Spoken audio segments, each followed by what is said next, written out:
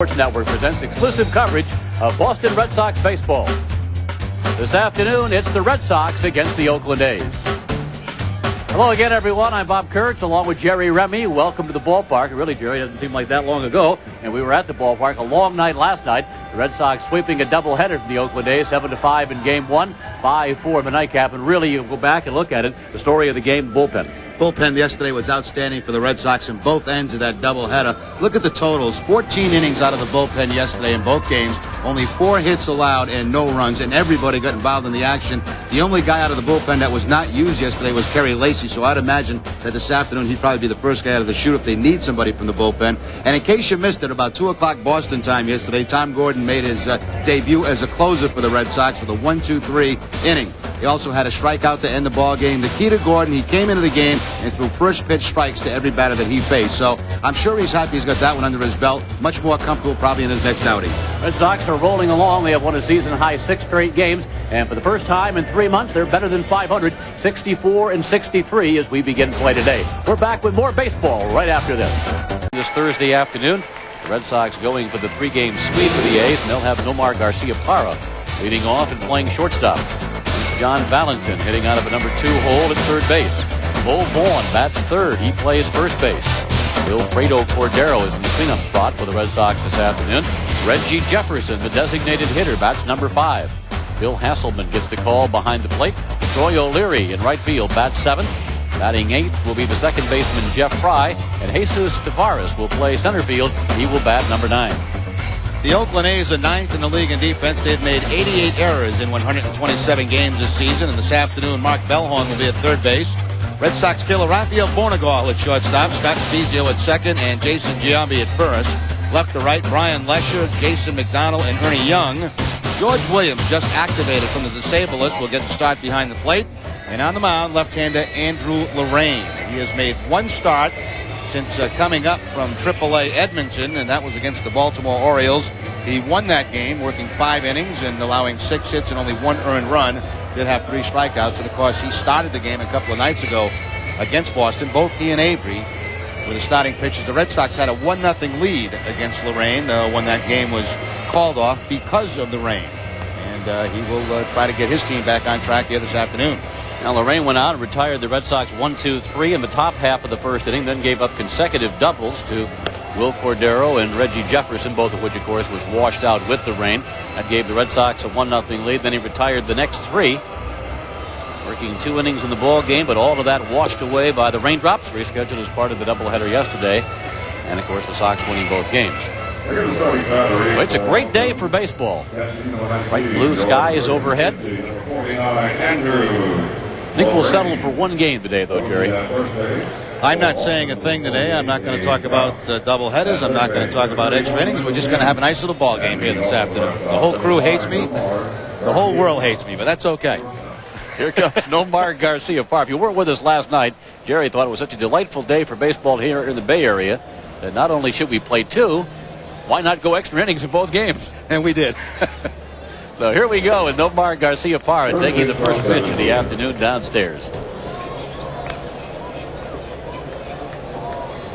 22 straight for Garciaparra. 1 better than Mike Greenwell's 21-gamer. In 1989, Wade Boggs, we mentioned last night, hit safely in 25 straight at 87, and Wade had a 28-game hitting streak in 85. Chris Speaker, 30 consecutive games in 1912, the year that Fenway opened, and then the Red Sox team record is Dom DiMaggio, 34 consecutive games in the 1949 season. So Nomar's got a ways to go. Drives this one to center field. McDonald goes back. The hitting streak is now 23 straight. As Garciaparra around second, heads for third. Here's the throw. He's in safely. A leadoff triple for Nomar Garciaparra.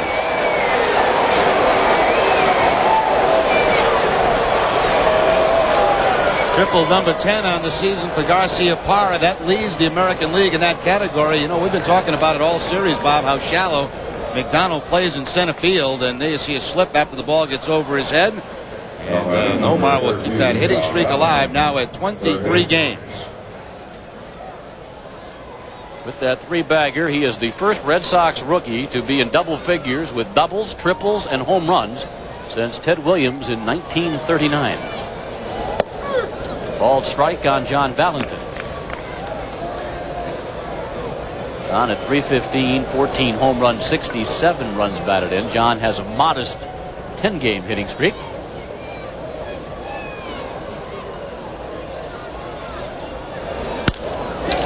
Drives this one to right field. Young is going back on the warning track in front of the scoreboard. Will make the catch. Garciaparra will trot home from third base, and the Red Sox have themselves a 1-0 lead. Well, that's a nice way to start. You get the leadoff triple, and Valentin does his job with the sacrifice fly.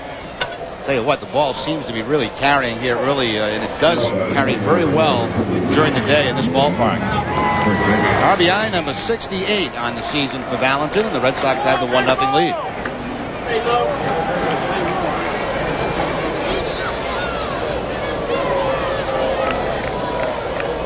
So the bases are empty as Mo Vaughn makes his way to home plate. Lorraine starts him off with strike one.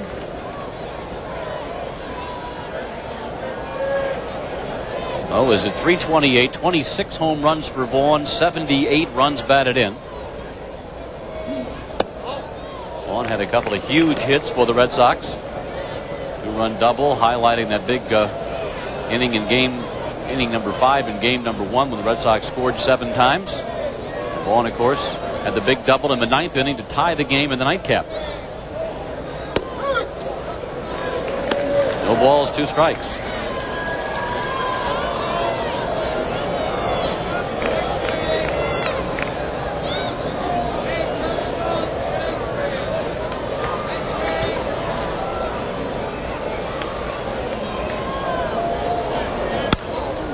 Foul back to the screen by Mo. Still 0-2. Lorraine's been involved in a couple of big trades. Part of those trades, anyway. One was when he was with the Angels, going to the White Sox for Jim Abbott. And then from the White Sox, coming to Oakland for Danny Tartabull.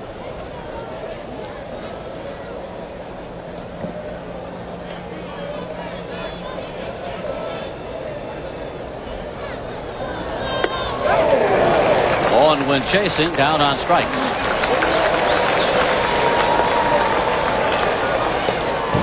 Good breaking ball by Lorraine. If you watch the game, the start of the game a couple of nights ago, he's got all 4 pitches: fastball, curveball, slider, and change. That is the slider off the outside part of the plate. Vaughn can't hold up, and Lorraine has the second out of the first inning. 2 going for the Sox here. Wilfredo Cordero takes one up high. 1 ball and no strikes on Cordero. Will went 3 for 10 in a doubleheader yesterday, including a double. Has a 5-game hitting streak. Pitch is down low, and it's 2-0. 15 home runs, tying a career high for Cordero. 60 runs batted in.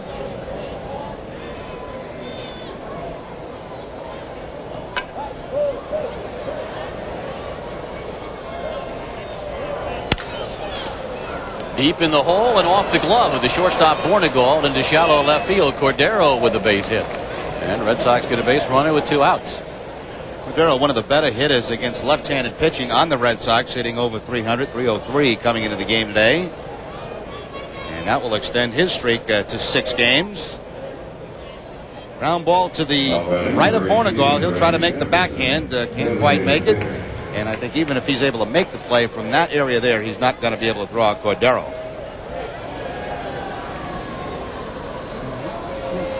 Reggie Jefferson batting number 5 for Jimmy Williams this afternoon with a left-hander Lorraine on the hill for Oakland. Takes ball 1. Reggie had 1 hit in 8 trips in a doubleheader yesterday. Comes into game 1 hitting .353 here this afternoon. 12 homers and 58 runs batted in. 353 would still lead the American League if Jefferson had enough at bats. Frank Thomas right now is the league leader with 347, followed by David Justice at 332. Reggie barely survived that doubleheader yesterday, 1 for 8. And the hit, I believe, coming in the second game.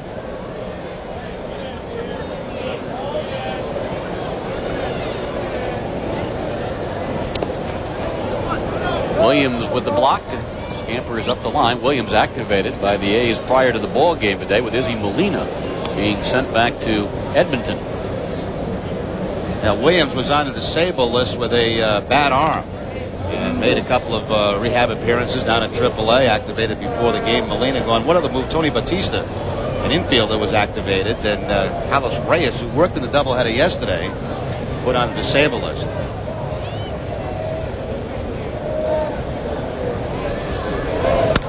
Jefferson fouling it back to the screen. 3 balls and a strike.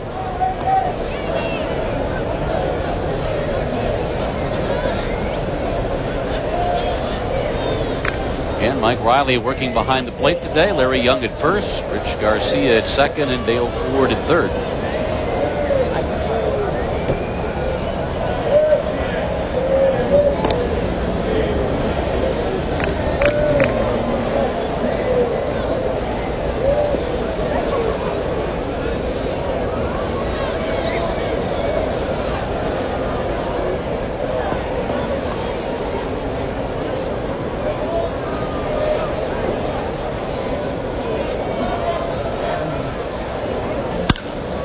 Too much of the plate with that one. Jefferson drives it to left field, but over to make the catch is Lesher to retire the side. Jefferson retired and apply to Brian Lesher in left field. Red Sox don't pick up a run on the sacrifice fly by John Valentin. They have themselves a 1-0 lead after a half inning. Ladies and gentlemen, the Oakland A's are home half the first inning. Art Howe's lineup card has young Jason McDonald leading things off and playing center field. Rafael Bornegal bats number 2. He plays shortstop. Mark Bellhorn is the number 3 hitter at third base. Jose Canseco bats the cleanup. Brian Lesher gets the call in left field. Jason Giambi at first base. George Williams behind the plate. Scott Spezio at second base, and the right fielder Ernie Young bats number 9. Red Sox 13th in the league in defense, 109 errors in 127 games. This afternoon, John Valentin at third base, Nomar Garcia-Parra the shortstop, Jeff Fry at second, and Mo Vaughn at first. Left to right, Cordero, Tavares, and O'Leary. Behind the plate will be Bill Hasselman, and on the mound, left-hander Steve Avery. Shot number 15 for Avery. He is 6-3 with a 5.14. His last outing against Texas only lasted 2 innings in that ball game, allowing 6 earned runs. So the control problems had 5 walks against the Rangers in those 2 innings. And of course, he has never faced the Athletics except for 1 inning the other night before the rainout. So he'll go here, which will put him on a different starting schedule, obviously, now. And Avery will now miss the Atlanta Braves, something that he was looking forward to over the Labor Day weekend at Fenway Park. On a different schedule now. First pitch of the ball game to McDonald is wide, ball 1. McDonald 218 on the year, 3 homers and 7 runs batted in. There has been some controversy here in Oakland with McDonald and the fact that he plays very shallow in center field. I heard them asking Art Howe on the A's pregame radio show about it. And Howe says doesn't mind him doing that if he can go back and get him, but there's been a couple of them hit over his head. They were trying to move him back on Mo Vaughn's ball that got over his head last night, but didn't get the message out to him apparently in time.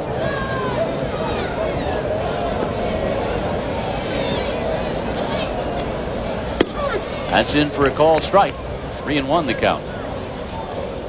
Well, that's the thing. If you're going to be play a shallow center field, that's a tremendous advantage of a defensive player. But you got to be able to go back and get the ball over your head. And he has been well, a couple of them in this series. Even if he's back a little bit deeper, he's probably not going to make the play on. But there were 1 or 2 that maybe he could have, and continues to play in shallow. Shoots this one back to Avery, flagged down by the left-hander. Throw to Vaughn is high. Vaughn went up in the air and snared it, was able to get the foot back on the bag. 1 out. Well, what happened there, that was all by design, Bob, because Avery noticed that Mo was not doing his stretching exercises prior to the game, so he's going to stretch him out right here on the first throw. Be a little bit high, he's going to make Mo jump. Now everything's loose for Mo, so we can continue the game.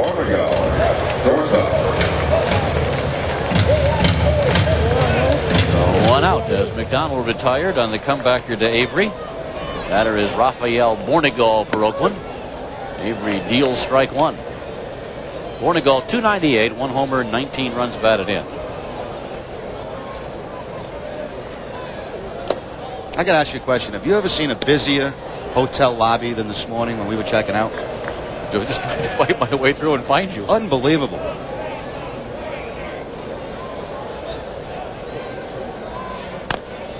Folks come to that place in busloads. Looked a little bit like, like Logan Airport after you have like a snowstorm or something and all the flights are delayed. It's amazing. But there was nobody in the checkout line. It was nice and easy there, but then you couldn't make your way through the lobby to get out of the joint. But we escaped. Back to the ballpark again. Here's a grounder to short. Nomar Garcia-Parra to Mo Vaughn, 2 outs. It's amazing, though, and you know this far better than I do because I didn't play, but when you get out of bed and face another day of baseball after a long day at the ballpark yesterday, how much easier it is being the club that won the 2 games rather than being the team that lost the 2 games. Yeah, the other thing too, players they're trained for this stuff. I mean, they come out here and they get themselves loose. Actually, moving around is much better than just sitting around. And the guys that are playing, once they get themselves loose and get into the flow of the game, they feel all right. Be tired after the game, but that's okay. Game 1 of the doubleheader started at 6:30 New England time last night. In other words, the Sox and A's will be playing 3 games within 24 hours. Doubleheader yesterday in the afternoon game here. Collesium. Bellhorn fouls it at the plate. 1 ball, 2 strikes.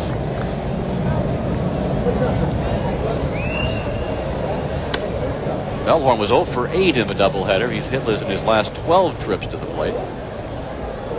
He's been playing every day since his recall from Edmonton on August 7th. They used to kid around about the Yankee-Columbus shuttle. I'll tell you, boy, the A's have really been shuttling players back and forth between the Bay Area here and Edmonton, Canada.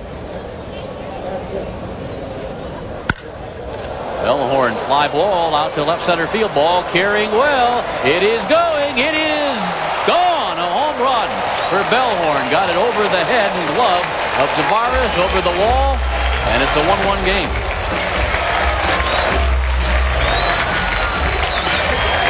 Now, Bellhorn had been 0 for his last 12, Bob. You mentioned 0 for 8 in the doubleheader yesterday, and he'll pick up home run number 5 on the season since being recalled to August 7th from Edmonton. At AAA, he had 11 home runs, and now his 5th at the major league level. This is a great day ballpark baseball for hitters because the ball travels very well, and with these new shorter dimensions here at the Collesium, much more of a home run hitter's ballpark. And here's a home run hitter, Jose Canseco. Had a 3-run homer Jose did in game 1 yesterday. It was not a typical Canseco home run. It was a line drive home run right down the right field line. Not the majestic fly balls to left field that you're used to seeing from Jose, but he has 22 dingers this year. 71 runs batted in.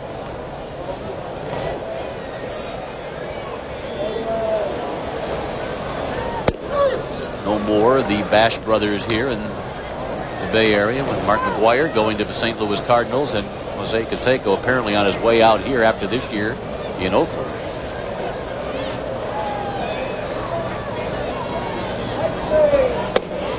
Avery works him inside. 2 balls, 2 strikes. McGwire has some interesting comments in the paper here this morning talking about his experience in St. Louis, which he loves, and the National League, which he says he now prefers to the American League. John Valentin handles the ground ball, throws out Canseco, retires the A's in the first inning. They get 1 on the home run by Bellhorn. We're 1-1 after 1. And let's take a look at the RBI leaders in the American League and National League, brought to you by Chevy Dealers of New England. Tino Martinez, 4 ahead of Ken Griffey. Tim Salmon, you've been talking about Salmon, Bob, for about 5 days. Tim Salmon, 103 RBIs. Frank Thomas and Gonzalez tied at 100. In the National League, Galarraga 113, Bagwell 106, Walker, Gwynn, and Jeff Kent, the top 5 in the National League. They're heading up to Seattle after the game, and I guess the first thing you're going to do is go out and have some salmon, right? That would be correct, I would think. Looking forward to that trip for quite a while. We may get there in time to take in the Indians and Mariners tonight at the Kingdome. Oh, come on. Oh, my God. Phil Hasselman, Troy O'Leary, and Jeff Fry bat here. That means you'll only have time for a salmon sandwich. I say my wife's meeting me in Seattle, and I'm sure that's right where she'll want to go, is to the Kingdome. She's probably buying the tickets up there right now. Standing in line. Hasselman takes one down and away. 2 balls, no strikes.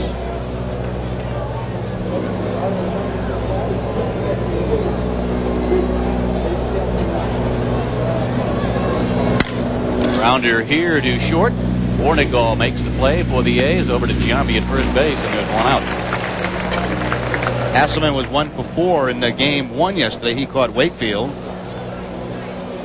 Hatteberg catching game 2, and Hasselman did end up having the catch a little bit at the end in game 2. Right field. Roy O'Leary back in the lineup again for the Red Sox. Has the average up to 322. 11 homers for Troy, 63 runs batted in. Another fine year. A nice day yesterday. 5 for 9 in the Twin Bill. Has hit safely in 5 straight games and 11 of his last 12.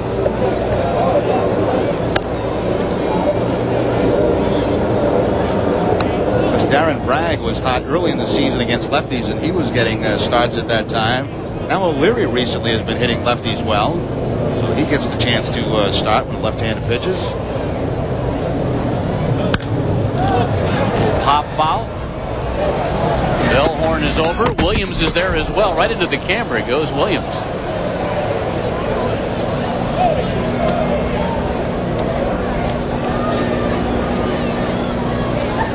Nice effort by the second-year player, but unable to make the play.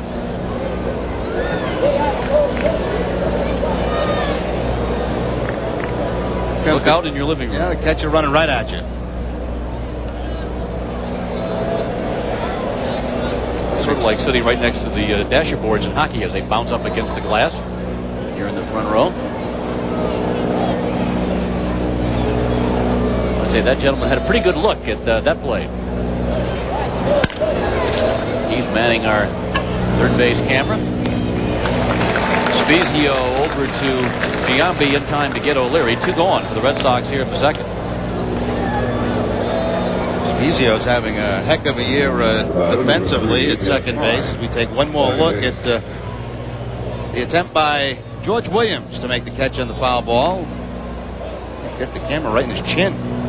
It's an expensive piece of machinery there to be running into.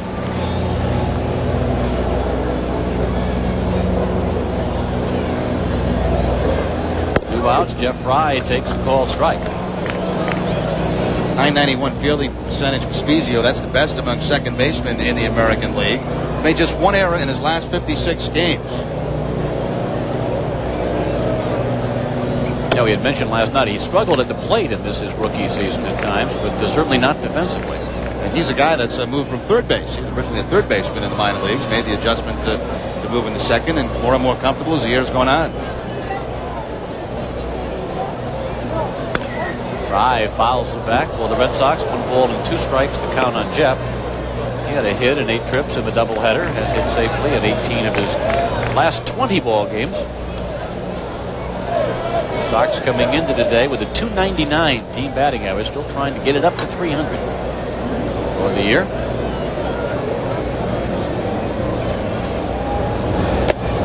Fry down swinging. Williams chasing him down the line. Now will complete the strikeout with a throw to Giambi. Red Sox go 1-2-3 in the top of the second inning. 1.5 complete here from Oakland. Sox and A's tied at 1. 7 returns to Fenway on September 6th for a reunion celebration. They tribute to your favorite players in a pregame ceremony. And then the Red Sox take on the Brewers at 4:05. The tickets, call the Sox ticket office at 617-267-1700. Brian Lesher here to lead off for the A's in the home half of the second.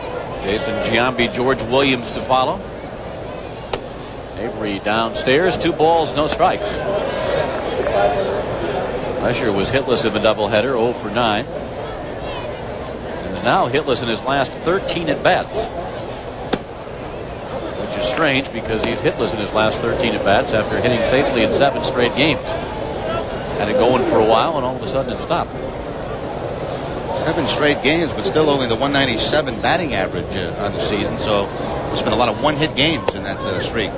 Another one of the ball players that was called up from Edmonton. He arrived here in Oakland on August the 1st and has now started all 18 games since his arrival. A's are certainly taking a look at a lot of young players here the last couple of months of the season.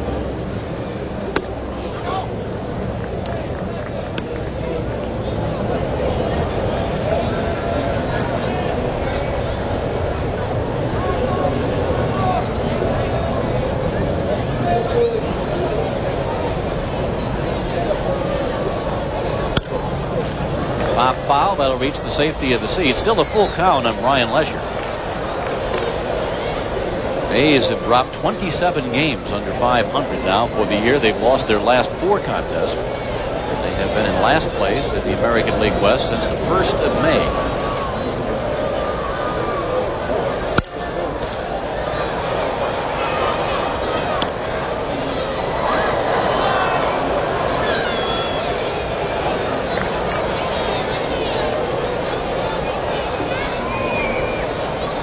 Each team scoring a run in the first inning. Omar Garcia-Parra makes the play over to Mo Vaughn. 1 out as we open the A's half of the second. A good sign for Avery in this game, with the exception of the home run by Bellhorn. Every other out has been on the ground. Second put out of the afternoon for Garcia-Parra, shortstop. Number 16. Brings up the first baseman, Jason Giambi. Perfect. It has been 19 games now since Mark McGwire was traded to the St. Louis Cardinals. Giambi has started 16 of those 19 games at first base. That's become his position. The other 3 games, he was the designated hitter. I mentioned the other night, first base really his natural position. So with McGwire out of the way now, Giambi called in from the outfield and playing at first base.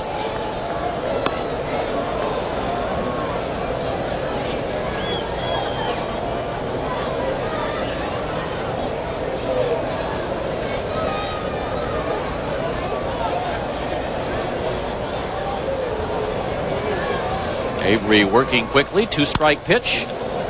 Past the dive of Fry into right field. A base hit for Giambi. Giambi rang one on the 0-2 pitch, hitting a single to right. Second hit of the ball game for the Oakland A's. It always hurts to give up a base hit to the lefty, but especially on the 0-2 count. The breaking ball a little bit flat that time for Avery, and Giambi continues his hitting streak now to 8 games. Looked like that ball kicked back on Fry. He went into the dive, and it looked like the ball kicked back under him.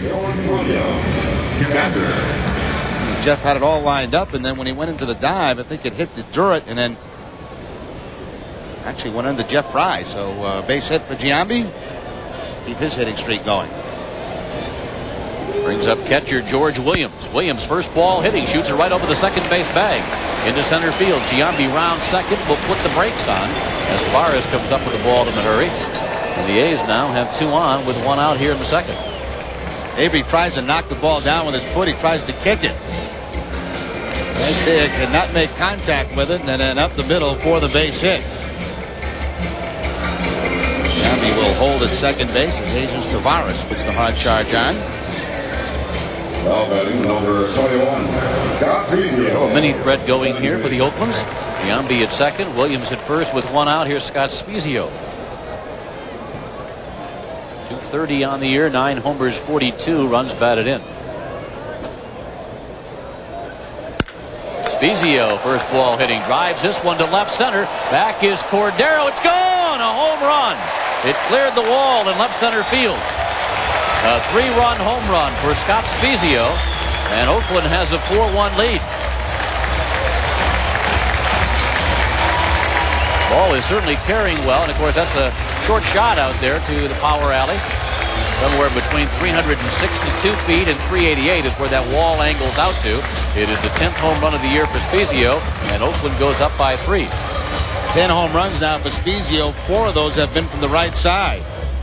Ball is down around knee high, but he is right on top. You think a right hand is his high ball hit is, but that's a good low pitch that Spezio hits out for the home run.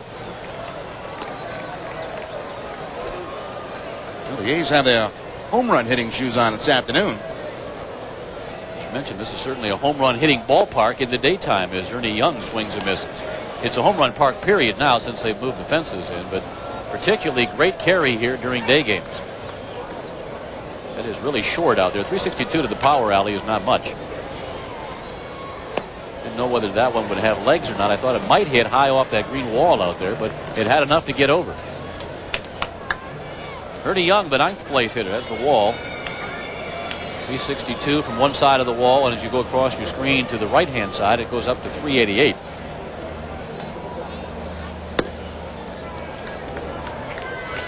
Two balls, 2 strikes. What did you make of McGuire's comments in the paper that he thinks now the National League is the superior league here? I think he's keeping his options open. He's a free agent. Remember that. And you like everywhere you play. You like both leagues at this time of your career. And you like St. Louis. You like New York. You like every place. That's what I think of his comments. He was saying he preferred the National League. He said the ball games are snappier over there. There's more 1, 2, 3 innings. There's less standing around. Well, I think that's true. I mean, obviously, we know that the National League is a faster game because they do not have the DH. And it seems like pitchers work a little bit quicker over there. The hitters don't walk around the box as much. And I think it's the umpires that control that. Pretty young down on strikes. You know, when you've been in one place for as long as McGuire has been here with the Oakland A's and in one league, you really don't know what it's like out there until you play somewhere else. And maybe he does enjoy it in the National League, enjoys the style of baseball. You know, in talking with Peter Gammons, Peter has always said how nice of a place St. Louis was. Great baseball town. We don't get a chance to see St. Louis, obviously, with the Cardinals in the National League.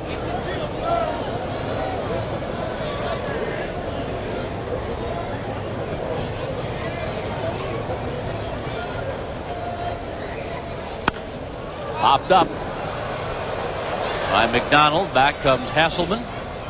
It's out of play. Tony La Russa, the A's manager, former A's manager, now with the St. Louis Cardinals, says he prefers the National League. But I mean, you would think he would say that because that's where he's working right now. Well, I think most managers say that because there is more strategy that they have to be involved with because of the pinch hitting for pitches and double switches and stuff like that. But you know, and the more they get a chance to manage, I think the better they like it. High to McDonald. 2 balls, 2 strikes. Art Howe was in the National League. He managed the Houston Astros 1989 through 1993. Replaced by Terry Collins, who's now been replaced by Larry Dierker. Collins doing pretty well down the road in Anaheim.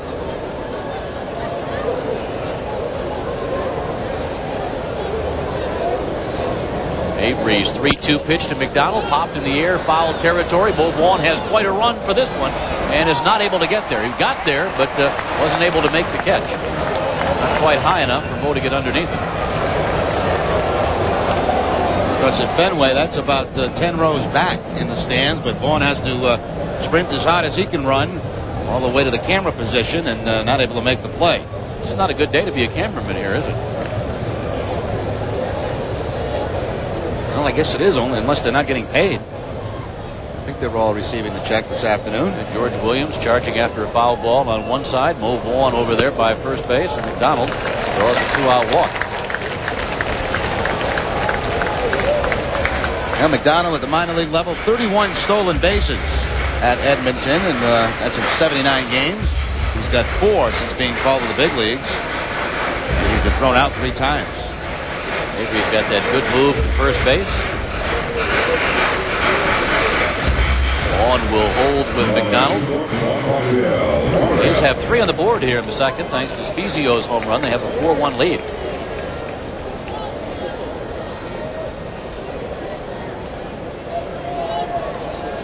Rafael Bornegal is the hitter.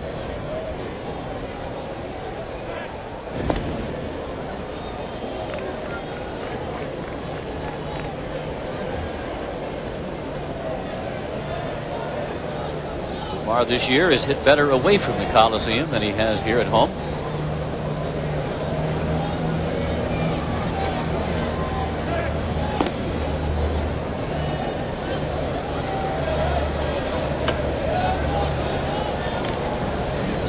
Bornegal this year hitting just under 500 against the Red Sox. 7 for 15 now. Avery is up high. 1 ball, no strikes.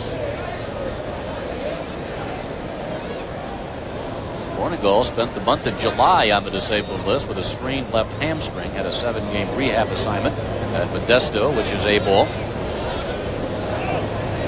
McDonald takes off, pitches a ball. The throw through is not in time. It's a stolen base for Jason McDonald.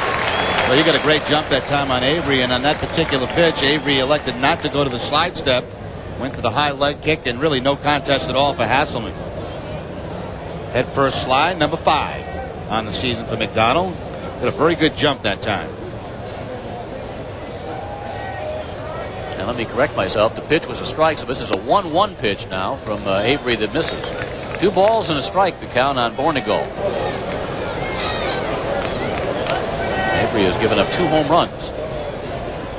Solo shot, Bellhorn in the first inning, the 3-run blast by Spezio here in the second. Once again, Avery having a tough time getting the ball down. It was the same thing in his last outing when he lasted 2 innings against Texas.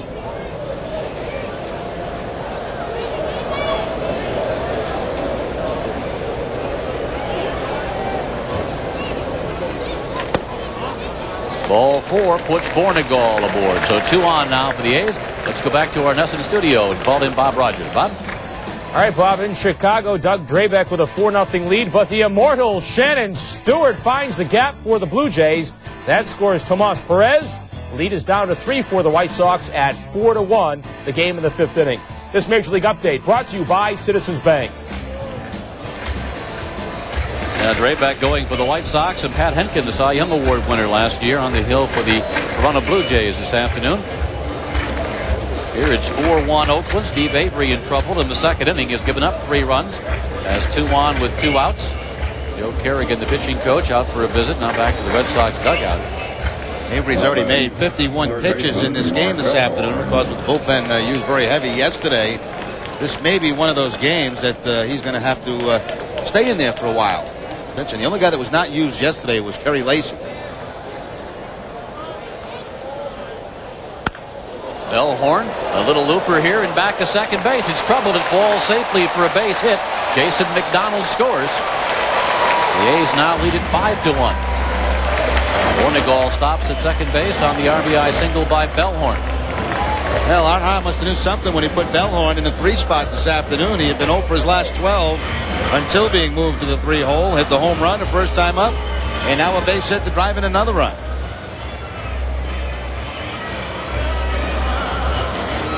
Little bobble here by Jesus Tavares, but no more advancement on the bases by the base runners, so no error will be given. Designated hitter, A's have batted around here in the second inning. Seiko, the 9th man. Oakland has sent to the plate. 3 home runs for Jose against his former mates.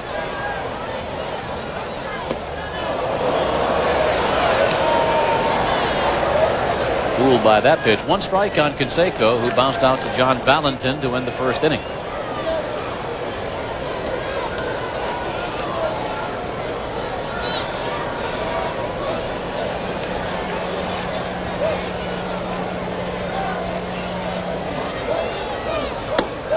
And there's strike 2. It's amazing when you see Canseco standing at the plate now and think of some of the teams that he played on here with the Athletics, and look at his teammates now. What a turnover they have had over the last couple of years.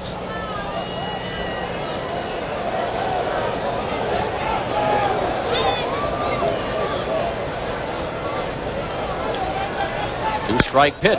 Canseco rips the 0-2 pitch. Fair ball down into the corner in left field. Bornegal scores. Bellhorn rounding third. He's held there by Ron Washington. It's just a single for Canseco. It's a 6-1 Oakland lead. Yeah, this is back-to-back starts now for Avery, where he's had a very difficult time in the first 2 innings. Last time removed after 2, but not this afternoon so far. Base hit, 0-2 pitch right on the line for Canseco. So he had, 4 RBI yesterday in game 1, and now adds 1 here in this ball game. 5 in this series against the Red Sox. The A's a lot of offense so far here this afternoon after none in that second game last night, after they jumped up by a 4-1 score on the home run by Giambi in the 3rd inning. They had just 1 hit in the remaining 10 innings last night. Kerry Lacy just starting to loosen up. And this is not the way the game plan was supposed to go this afternoon for Boston. Brian Lesher batting for the 2nd time in the inning. Fouls it back to the screen. It's 0-2. He likes the lefties, although not a lot of at-bats against him, just 15.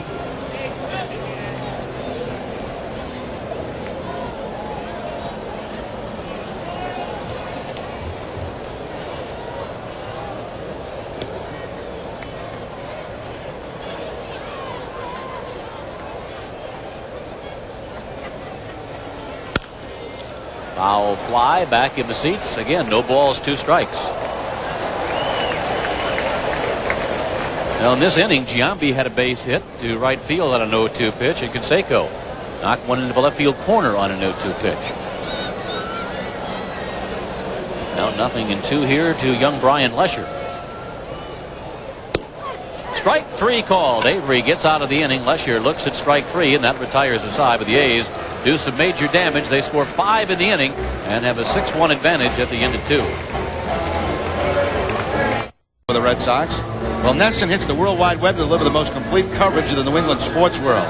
Sports fans everywhere are talking about SportsCircuit.com. Sports Circuit digs deep in the New England community to deliver everything from auto racing to horse racing, from fishing to rugby. No matter what your game, SportsCircuit.com's got you covered. SportsCircuit.com is your online ticket to New England sports. We need some music, I think, with that promo. It's such a long one, you know. You jazz it up a bit? Yeah, I think we got to get a SportsCircuit.com theme song. Get Rogers working on that back at the studio. Here's Jesus Tavares leading off for the Red Sox in the 3rd inning. Average has dropped to 149 for Jesus. Takes the first pitch from Andrew Lorraine. Ball 1. Lorraine now with a 5-run lead to work with. Trying to win back-to-back starts. He beat Baltimore 4-2 his last time out.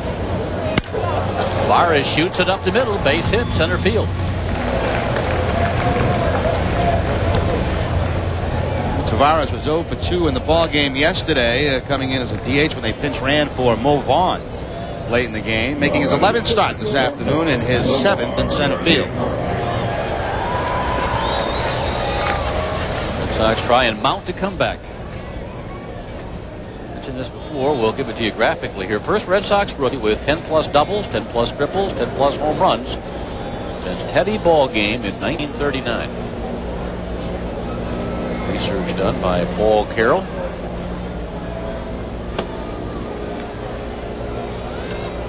Williams Kane Red Sox from the Minneapolis Millers of the American Association. Was dubbed the Kid.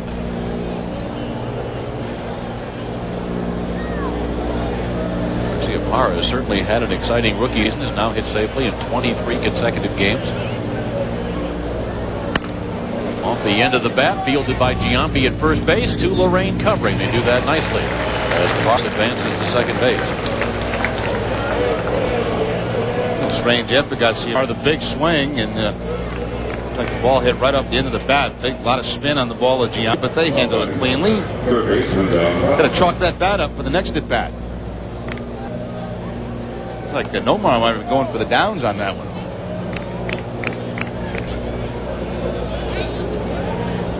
Ten-game hitting streak for John Valentin, who did the Red Sox lone run to this point of the game with a sacrifice fly in the first inning. Garcia tripled to open the ball game, and Valentin got him home.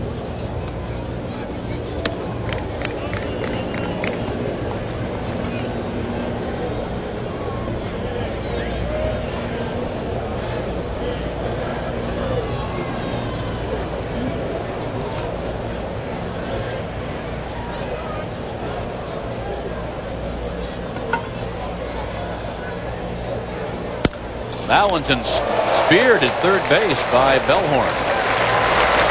John hit it right on the button, but Bellhorn able to go in the air and take a base hit away from Valentin. Both third basemen in a series, Valentin and Bellhorn, have been busy with those line drives. Valentin had one late in the game last night. Bellhorn right here taking a base hit away from John.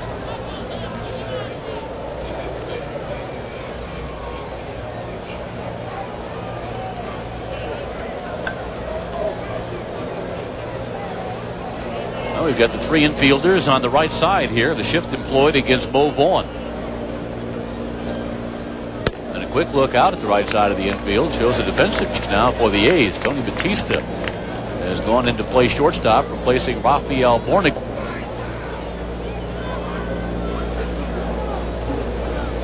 And a change early in the ball game with game one last night, where Borgal came into the ball game replacing Tilson Brito, who eventually wound up on the disabled list with a back strain. And now Bornigal has left the game here this afternoon, replaced by Batista. used this shift against Vaughn every single at bat in this series. He's the man in scoring position. Yeah, Bo hit into a 5-6-3 double play, grounding the ball to what normally would be the shortstop position, fielded by the third baseman Bellhorn. To the shortstop, read the second base bag, and then back to first to complete the double play. And a miss by Bo. It's 1-2. Now, if they're going to leave that much room open on the left side, you might as well just put 4 guys in the outfield. Take that third baseman and put him in the outfield like a short fielder in softball. By himself on the left side of the diamond.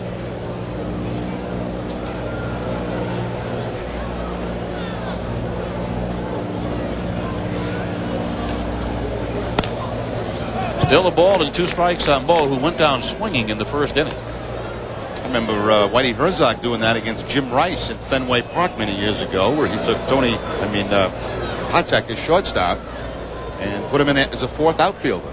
And then Rice ball off the wall, so we were kind of kidding Herzog about it. Next time, put Patek up on the wall.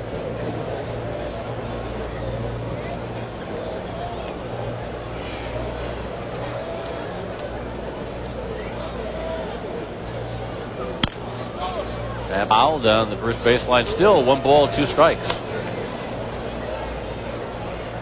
A's 6, Red Sox 1. Boston batting here, top of the 3rd inning. Red Sox have a season high 6-game winning streak. They had a 5-gamer August the 8th, August the 4th through August the 8th, and now put together a 6-game streak.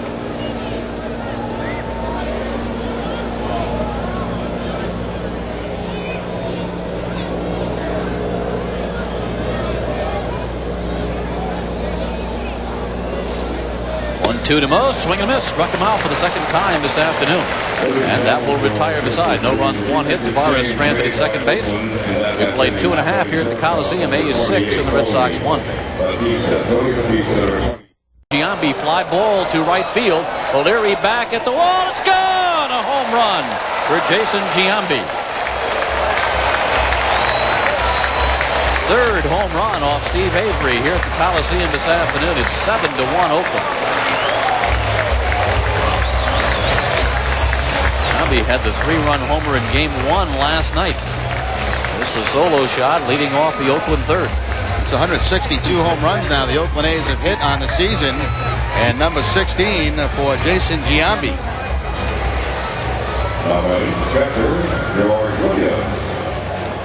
First pitch from Avery, the fastball right down the heart of the plate, and Giambi makes it a 7-1 ball game. And once again, Kerry Lacy up throwing in the Red Sox bullpen.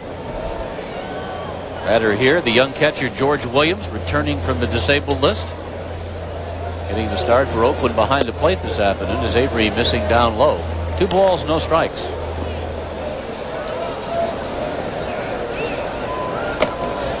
Williams is the young player that took out Wilfredo Cordero at second base at Fenway last year in that slide that put Cordero on the disabled list for the extended period.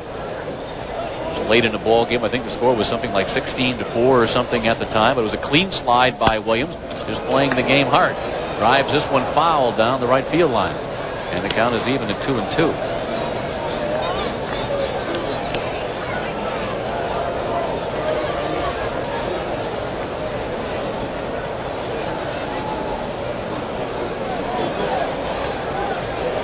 Williams and Brent Maine now, the 2 catchers employed by the A's. Izzy Molina sent back to the Edmonton Trappers. Foul fly. Here's a chance for Vaughn again. Has to hustle. Won't get there in time. And that's 2 wind sprints now. Mo's had to run here this afternoon. He gets stretched out by Avery on that first throw to first base, and 2 sprints toward his dugout.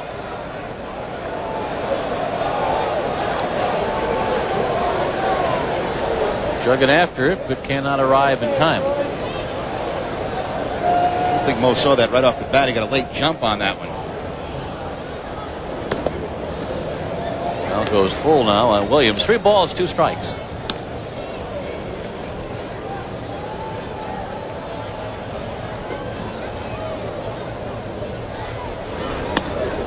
And there's ball 4. 3 walks issued by Avery.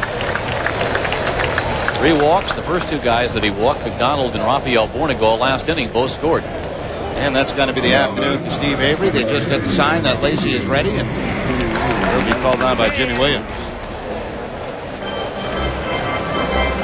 So Williams making his way out to the mound. That'll be all for Avery, who will go 2+. And that's it for the Red Sox here this afternoon. That's exactly what Avery went last time out against the Texas Rangers. 2+ innings and dropping a 7-6 decision. So that's the afternoon. We'll take a break. Back with more from the Oakland Collesium right after this. And Steve Avery from the mound here in the bottom of the 3rd. They've got a 7-1 lead. And the new Red Sox pitcher will be Kerry Lacy. Lacy making his 33rd appearance of the season for the Red Sox, a record of 1-1, 5.70 ERA. Lacy last worked on Sunday against the Twins, pitched an inning in that game, and 4 hits and 3 earned runs. Only member of that bullpen that was not used in the doubleheader yesterday.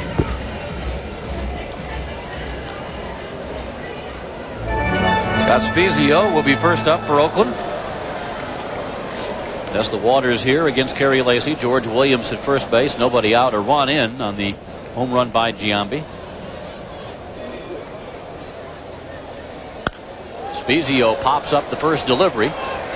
Bill Hasselman charging over by that camera again, and Hasselman has to go off the glove. Hasselman had one pop out of the glove for an error in the doubleheader last time. We'll probably pick up an error here. Doesn't seem to be the Red Sox afternoon, does it? A lot of pop-ups. Vaughn couldn't catch up to a couple in first base. And now the ball popping right out of the glove of Bill Hasselman. He'll be scored an error against Hasselman. It'll be his 6th on the season. Well, this is one of those where you want to take the videotape, roll it back, and start the game over. Can we do that? No. Spezio in the air to right field. O'Leary going way back on the warning track, will make the catch. George Williams trying to hustle back to first base. George Williams was all the way around second base. A couple of steps, had to re-tag the bag and get back to first base. Again, this ball carrying a long way here this afternoon. Looked like it was toward the end of the bat for Spezio, but still deep enough to take O'Leary back to the warning track. Williams will re-tag second and get back to first base.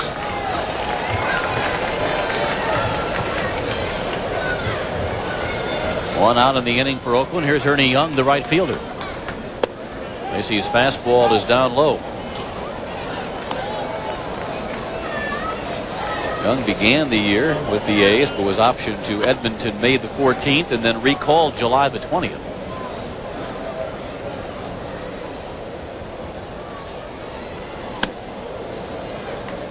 One ball, one strike.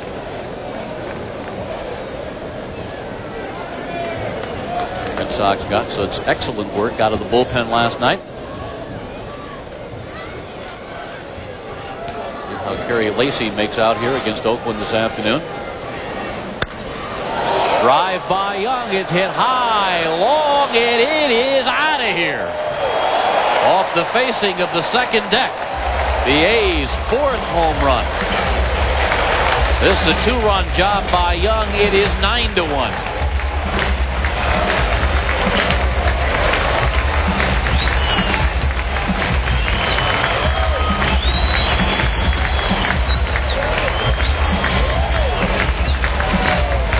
Number 4 on the season for Ernie Young, and this one hit a long way. It was off the second deck here at the Collesium. At the breaking ball, it stayed inside, and that's a pitch right there that Young can handle. He hit it a long way. Well, the A's, I guess, didn't like getting swept in that doubleheader yesterday.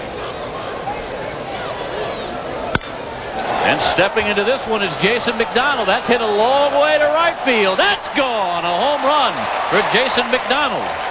10-1.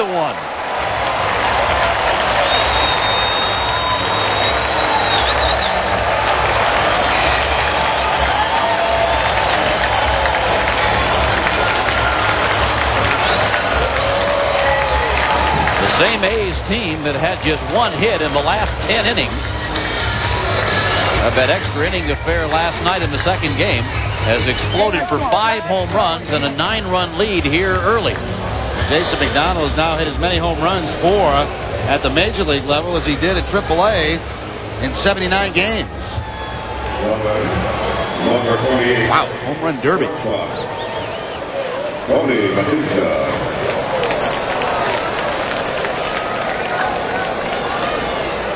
Rafael Bornegal steps in. Bornegal takes a called strike.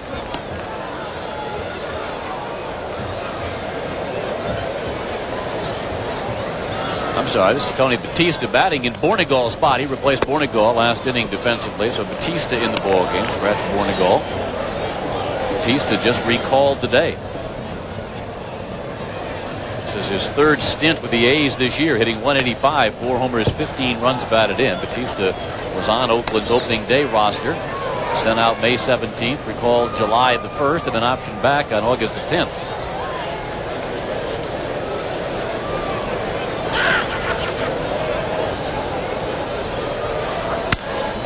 He hits it hard to left field. Moving over is Cordero, though, to make the catch. Sox record the 2nd out of the inning.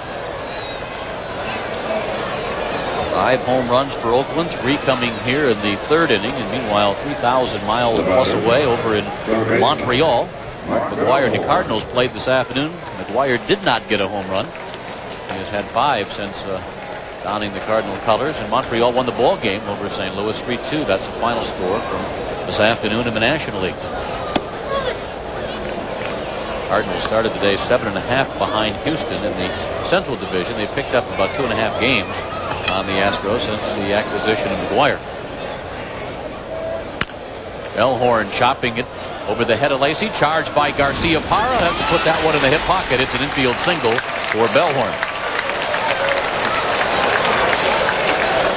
I've seen Omar make this play so many times where he'll charge the ball, play it on the one hand, the glove hand. This time it bobbles around in his glove, and he can't make the throw to first base. Right there, went in for it, bobbled it, and that's 3 hits now in the afternoon for Bellhorn.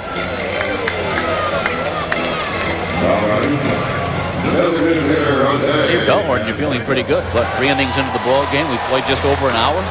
Already have 3 hits on the scorecard.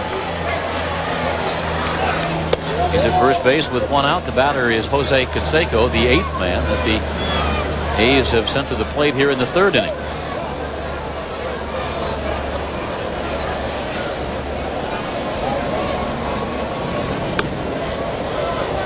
Breaking ball missed inside, so Canseco will be awaiting a 2-0 delivery from Kerry Lacy.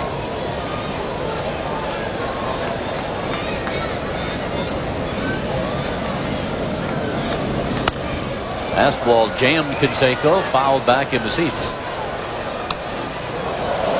Like a swing there, almost in self-defense. That ball was running back in the hands of Canseco, and he had a full swing at it.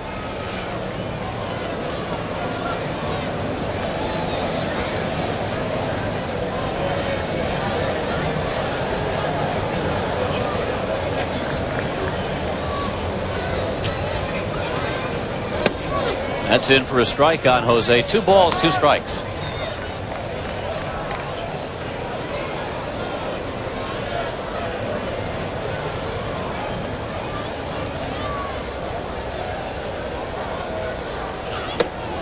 Pitch is wide to Canseco. 3 balls, 2 strikes.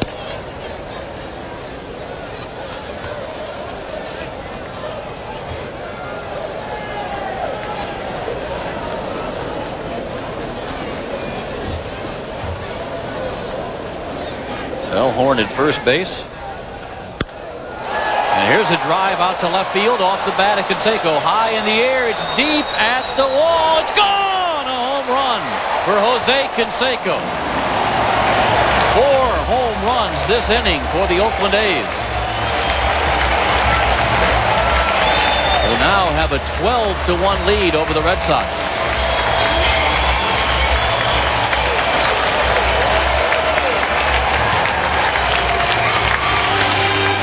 El Canseco with his 2nd home run of this series against the Red Sox.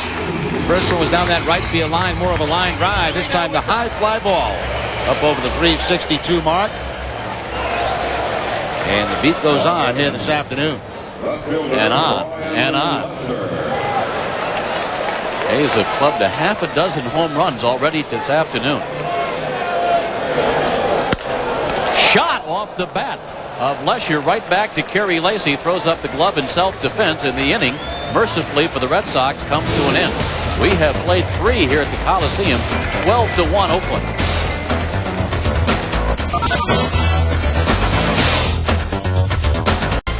Tune in tonight at 6 and 10 for Fox Sports News. You'll get complete scores, highlights, and analysis from around Major League Baseball, plus a whole lot more. That's Fox Sports News tonight at 6 and 10, live on NESN.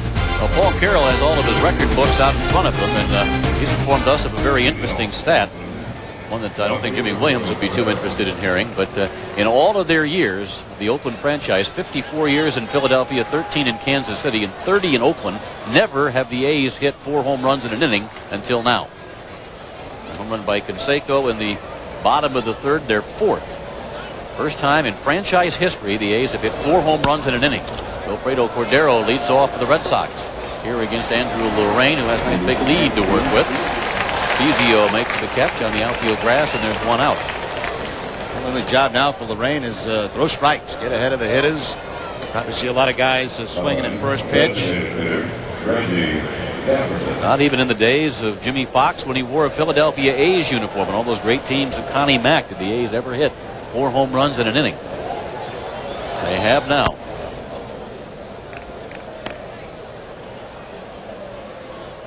Look what their record is for most home runs in a game.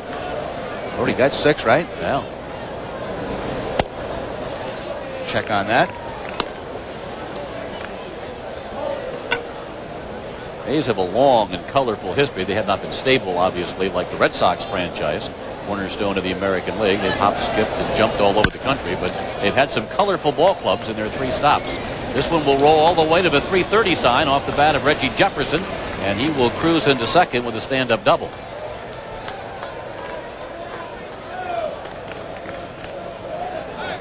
I understand the record for home runs in a game by the A's is 8.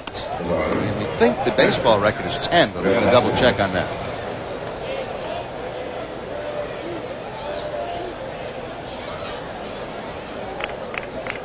Jefferson at second base, 1 out. Here's Bill Hasselman.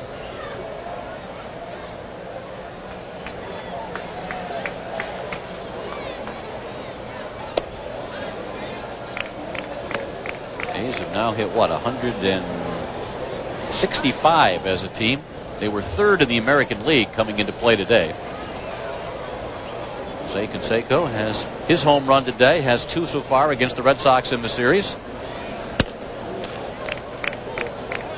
Red Sox came into today's game leading the league in runs for the first time, 714. And they've moved ahead of Seattle, who has scored 712.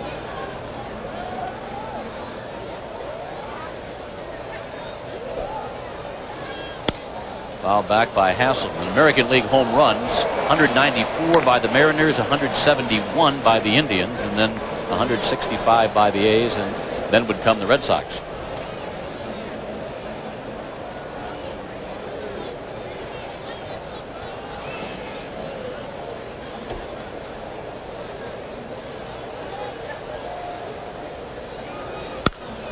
Hasselman delivers a base hit to center field. Reggie Jefferson moves to third base. First and third for the Red Sox with 1 out. Well, Lorraine got a ball up, and Hasselman with the line drive base hit to center field. No chances taken. Jefferson stopping at third base. Understand the record for most home runs in a game is 10. That was done by the Toronto Blue Jays back in 1987 against the Orioles. How do you figure it, though? Giambi hits the home run last night, then the A's get 1 hit in 10 innings. 1 measly hit in 10 innings, and it looked like you could have played all night here at the Collesium and they would never score again. All of a sudden they come out today and they club 6 home runs in the first 3 innings, 4 in an inning, and have a 12-1 lead. That's why, as you like to say, Bob, every day when you come to the ballpark you see something different, and one day does not lead into the next day. You never know what you're going to get. Roy O'Leary takes 1 inside, 2 balls, no strikes. There's another cup that they make, and it says on it, "Stuff happens." And that's a good cup to have around in baseball.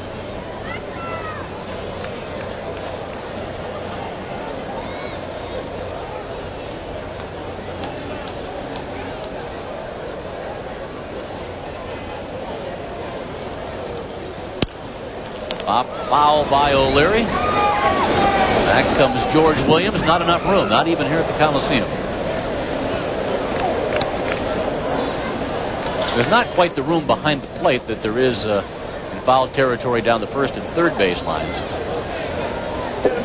Behind home plate, as you can see, that's really pretty standard. Actually, there's not that much. The most room behind home plate, I would have to think, would be Yankee Stadium in New York.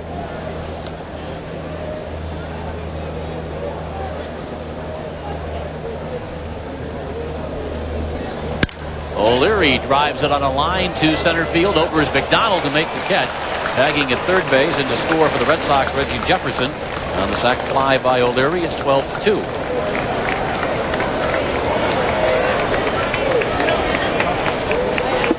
Red Sox hitting the ball hard this inning. The double by Jefferson to the opposite field. A base hit by Hassman up the middle, and that a line drive, but right on McDonald in center field for the sacrifice fly.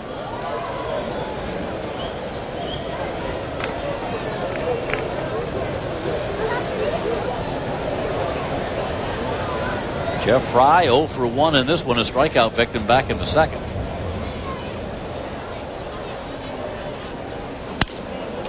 Line drive foul down the right field line. You know, I was wondering, Bob, I wonder if the president's watching our games, Ron Nesson down the Cape. If so, we want to say hi. He's on Martha's Vineyard, right? On the Vineyard, yeah. He's a big baseball fan, and of course, I'm sure they have Nesson down on the Vineyard. And I'm sure after his morning jog and some golf, he comes in and watches Red Sox baseball. I don't think there's any doubt about that. I wouldn't think so either. He's taken some grief on his golf, though. I understand that somebody saw him hit 3 drives on the first hole yesterday. He played 9, and he wound up shooting a 37 for 9. They were questioning. They were saying maybe the best club he has in the bag is his pencil, and with the eraser on the end.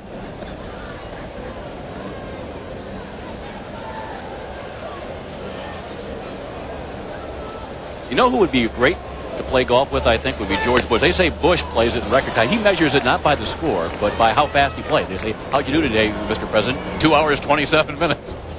Yeah, I like that. They get the course all themselves, all right? Well, they get the Secret Service behind it. Yeah. You mind if we play ahead? Well, what are they going to say? I mean, of course you can play ahead. You're the president.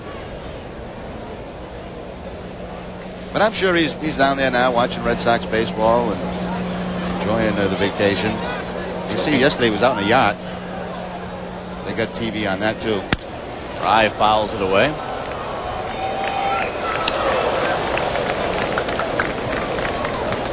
Mr. Bush was at Fenway Park, the last homestand. Yeah, got a nice ovation from the crowd at Fenway.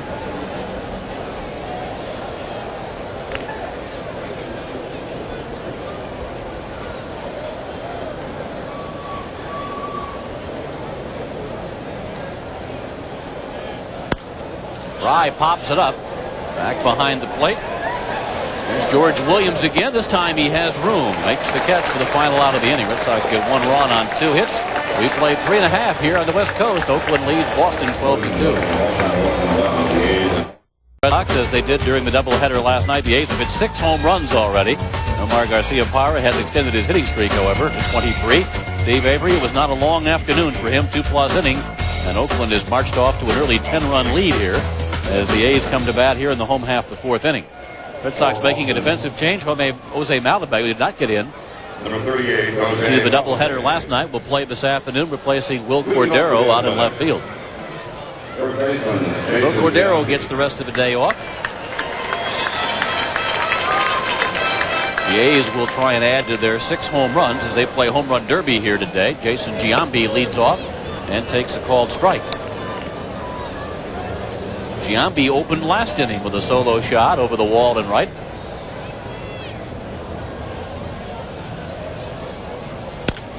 Rounds this one foul past Brad Fisher in the first base coaching box.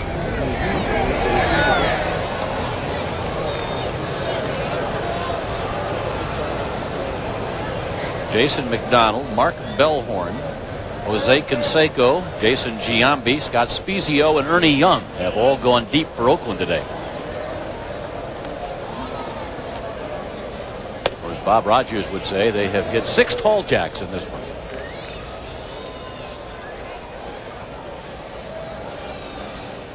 Young's in particular was a tall jack. That was hit high and deep off the facing of the second deck in left field.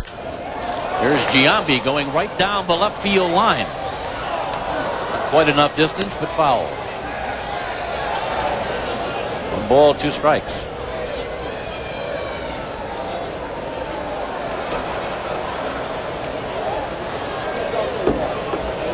Had a quick resolution to that chase. We had one, if you weren't with us last night, we had one early in the ball game when we started with about 75 people here. They hit it into an empty section in the mezzanine down the right field line. Everybody converged, wound up with like 20, 30 people looking for the baseball, and it took them, it seemed like, forever to finally find it. A 5 or 6 minute search. Fry here throwing out Giambi, 1 gone in the Oakland 4th. I want to be clear on one thing. It was not me, Mr. President, that said about your eraser on your pencil. That was Bob Kurtz, now who lives in New Hampshire. So I don't want to hear any calls from the Pentagon or anything. Borrowing that line from a newspaper this account of his golf game this morning. That wasn't me either, Mr. President. Yeah, now you're back. Now you're sidestepping everything. Here's George Williams. Robert Kurtz, New Hampshire resident. I think New Hampshire went for Clinton in the last election, though, Jerry, so I should be okay. He got all the electoral votes from the state of New Hampshire, so.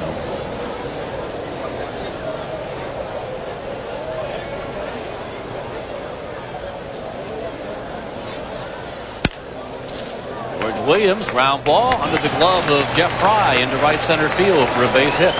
A nice return for George Williams. He's been on base 3 times, a couple of hits and a walk. Just as we mentioned, coming off of the Sabre list today.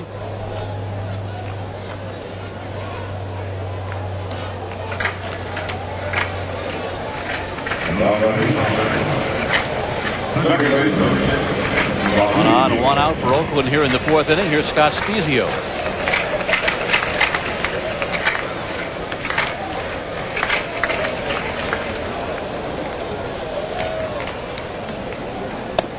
Cleveland Indians will follow the Red Sox into the Collesium. They're here for 3 over the weekend. Red Sox leave after this game today, head south to Anaheim to meet the Angels. Brett Saberhagen will pitch for the Red Sox tomorrow night. Aaron Seeley will go on Saturday, and then Tim Wakefield again on Sunday afternoon. Wakefield pitching this time with 3 days rest. Almost getting sometimes, Jerry, when you ask Jimmy Wakefield what's your pitching plans for the weekend, you almost expect him to say, well, Wakefield will go Friday, so-and-so on Saturday, and then Wakefield again on Sunday. Of all the Red Sox pitchers this year, they have a number of times to him. Somebody's gotten sick, they couldn't pitch. He gets the call on 2 days rest. It's moved up a day yesterday to pitch on 3. We'll pitch again on 3 days rest over the weekend.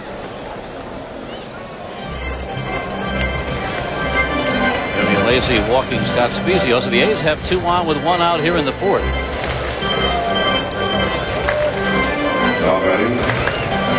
Right fielder Ernie Young, the batter.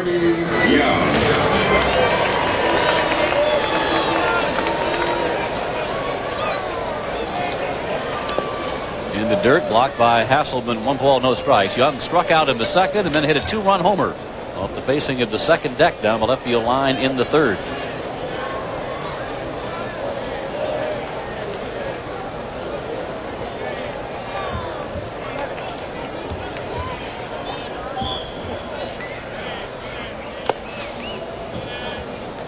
Lacy falls behind. 2 balls, no strikes.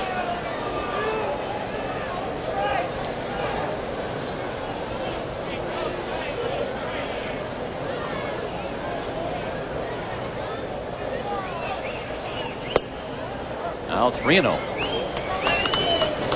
Remember yesterday, Hasselman had to take that mask off, the hockey style mask, because there was a glare on it. Wakefield asked him to change, and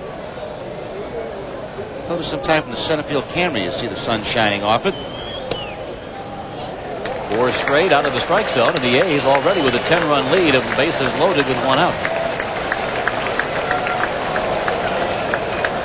Well, the way this one's going this afternoon, Canseco may get all his at-bats in 1 game to kick that contract in for next year. Now, when the Sox came here, Jose needed 142 as he came off a disabled list to activate his contract to the tune of $4.5 million, extend it to next year. The feeling is here in Oakland that he will not get those 142 at-bats necessary to renew his contract for next season and will instead be a free agent at the end of the year. You would think, too, that he may want to go somewhere else, too. If you're committed to rebuilding, and it certainly seems like that's the direction the A's are going in now with a lot of young players here, at that stage of your career, do you want to be part of that? I don't think so. And, of course, expansion coming along, and he may be appealing to a couple of those expansion teams. There's Jason McDonald. Batting here with the bases loaded, 1 out in the 4th inning. After the first pitch, pops it up, backpedaling quickly from second base is Jeff Fry. Fry will make the play.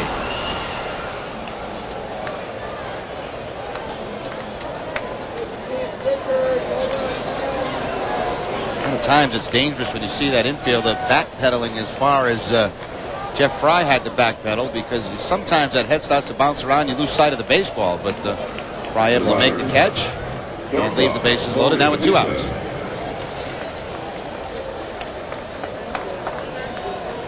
Tony Batista, who replaced Rafael Bornegal at short, gets his second at bat. Batista lined out to Cordero in left field his previous trip last inning. Activated off the disabled list today. Fly ball, center field. Tavares there to make the catch. The A's threatened but failed to score. They leave the sacks loaded. We played 4 here at the Collesium. A's 12, Red Sox 2. Cook crossing the country the other night. Still fans to greet him, though, as they arrive here at the Oakland Collesium. There are Red Sox fans everywhere we go. There seem to be in particular numbers, though, on the West Coast stops here in Anaheim, especially. You know, that looks like Ron Darling.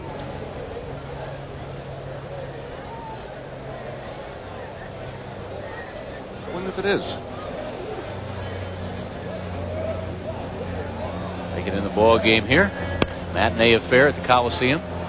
These 12-15 starts have been very popular here with A's fans, both here and also San Francisco. The Giants play a lot of games at 3Com Park in the afternoon. Jesus Tavares leads off for the Red Sox here in the 5th inning. Quickly down in the count, 2 strikes. As long as I've been coming to Oakland, there will always have been a lot of Red Sox fans at this ballpark. Not as many in Seattle, quite a few down in Anaheim.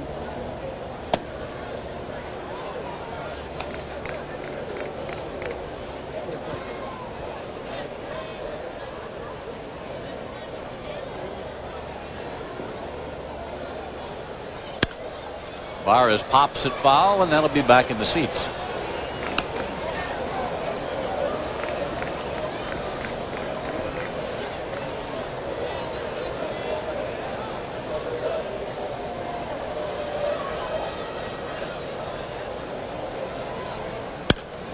Another foul ball off the bat at Tavares. Still 1 ball, 2 strikes.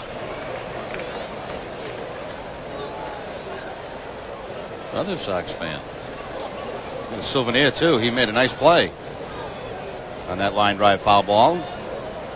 Andrew Lorraine, 25 years of age. Dealing here to Tavares. A fly ball, right field. Ernie Young there for Oakland to make the catch. There's 1 out.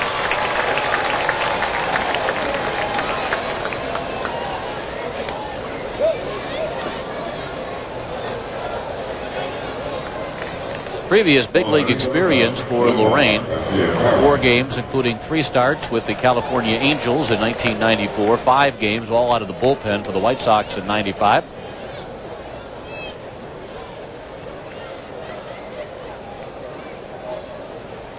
Called up the 13th of August. Beat the Baltimore Orioles that night 4-2 for his first major league win. And is well ahead in this one as he tries to win number 2.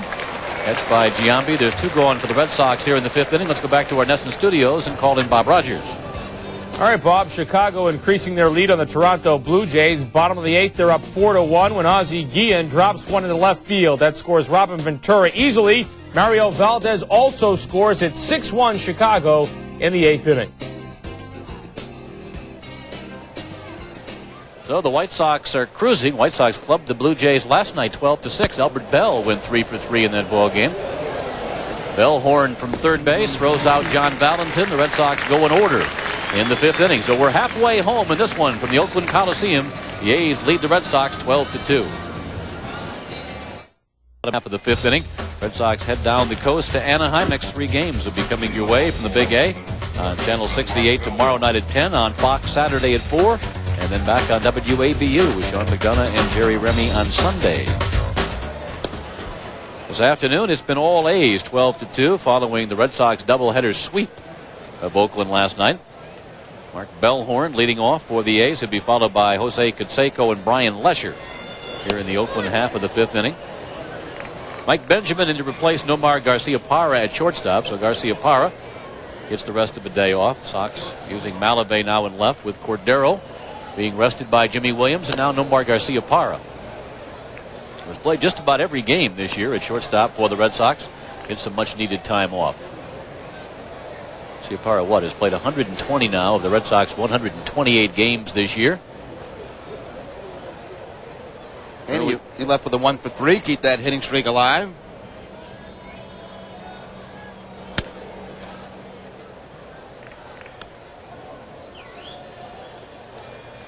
Now, we mentioned last night there's just enough games left in the season for the Red Sox and Nomar Garcia-Parra that he continues his hitting streak. Jerry would go right to the end, and the last day of the season would break Joe DiMaggio's record with number 57 in a row. Be great. All the media be around in Toronto for that final game.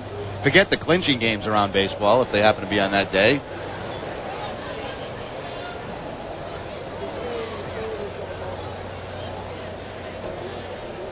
Mark Bellhorn takes one wide. Highest ratings of the season on the final day of the season. You know, it'd be unbelievable. Mentioned Jolton Joe would be there at the Sky Dome. Give no more of the coffee pot. Mr. Coffee brand. Bellhorn drawing a leadoff walk here in the 5th inning.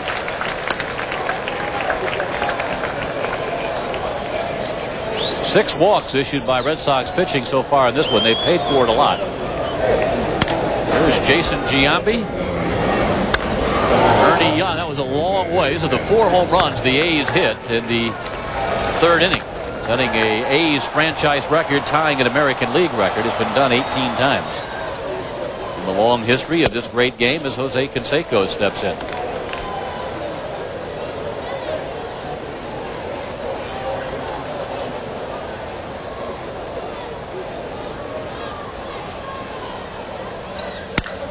It's hit hard but foul down the third baseline. At this point of the game, Avery and Lacey have combined to walk 6 hitters, and 3 of the 6 have scored.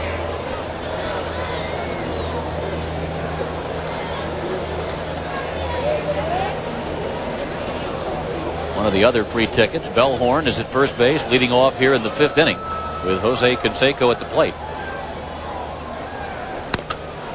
Now the foul back behind the plate. It's 1-2.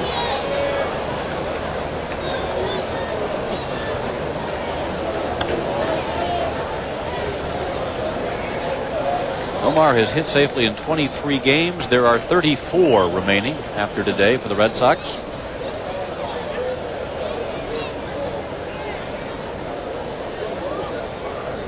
Canseco swinging on top of the breaking ball and then losing his balance as he his little 2-step behind home plate.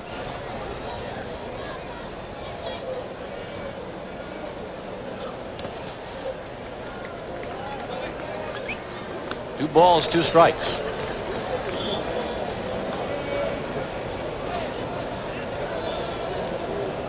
(12-2) Oakland. A's have clubbed 6 home runs.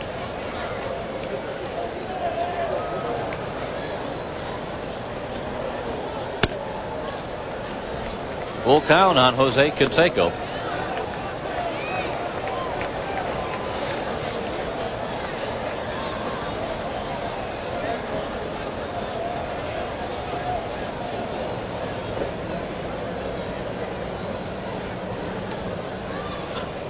Down low, ball 4.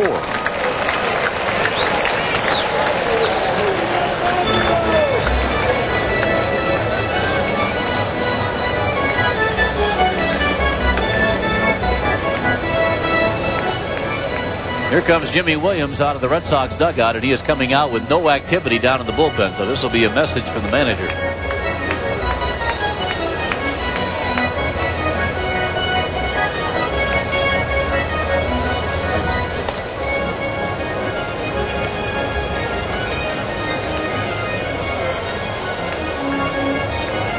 Might be something about economize your pitches here. Make that first pitch a strike, no more walks. Make him swing the bat. We're trying to save some people in the bullpen. And unfortunately, you're going to have to be the guy that's going to stay out here for a while so we can save some people in the bullpen.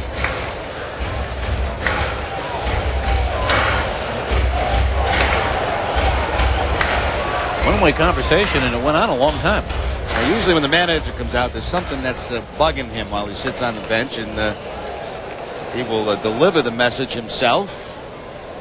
Back-to-back walks here in the 5th inning. The fielder, Brian Lesher. Elhorn at second, Canseco at first. Nobody out for Oakland. Brian Lesher at the plate here in the home half of the 5th inning.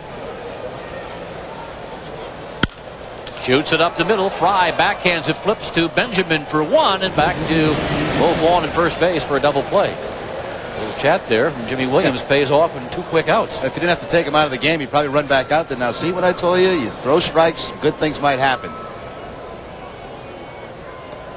First pitch strike, ground ball, and Fry and Benjamin turn over the double play. See Lacy standing right at the 50-yard line. Inbounds, too. Just inbounds. Still see those football lines on the baseball diamond here at the Oakland Collesium. Jason Giambi bats for the A's. You were pointing out the other day, we were talking about the 2 sports using this. That means Lacy being in bounds. Obviously, that mound's got to come down. Yeah, this mound has to come out. Certainly the ones they warm up on, because those are in the end zone, especially the one on the Red Sox side. So that's a lot of work for the ground crew every time they have a football game here until baseball season's over. Rebuild those mounds. That's not an easy thing to do.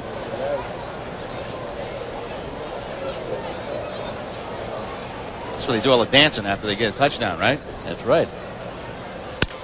Giambi with a ground ball, right side, gobbled up by Fry. Fry to Vaughn for the final out of the inning.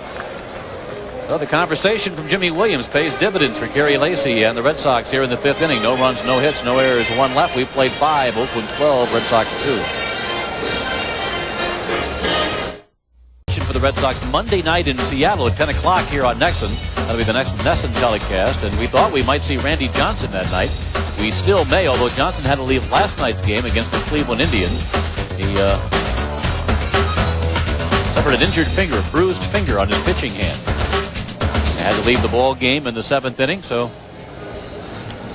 Red Sox may miss Randy Johnson the next trip through Mariner Land.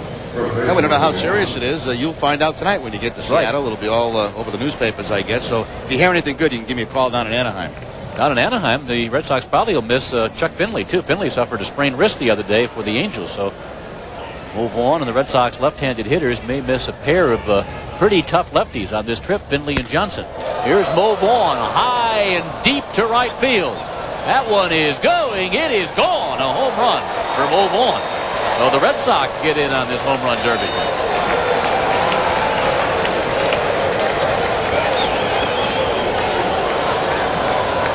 Number 27 for Vaughn. Yeah, that'll get Mo back in the top 10 in home runs in the American League. 27 will tie him with Matt Williams of Cleveland. Tony Clark of Detroit with the 28. Of course, leading the way, Griffey with 40. Mo was 3 for 10 yesterday in the doubleheader. A couple of strikeouts today, but he didn't wait around to get a couple of strikes on him this time. Way back in right center field.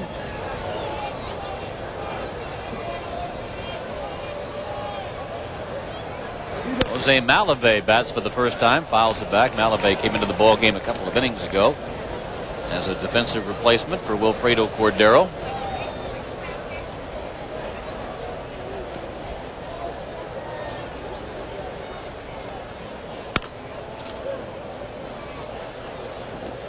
Red Sox did not hit any home runs in the doubleheader sweep last night.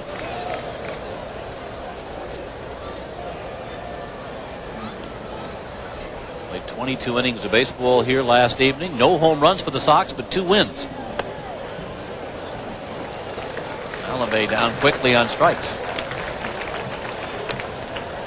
Quickly got ahead of Malave, then that slided down and in off the plate. Cannot hold off. Malave, since being called up from Pawtucket, has not had many at-bats. And for a guy that's accustomed to playing every day, as he did at the AAA level, sit around as long as he had, it takes you a while to get that timing back again. Designated hitter Reggie Jefferson 1 for 2 today. Jefferson sends one foul.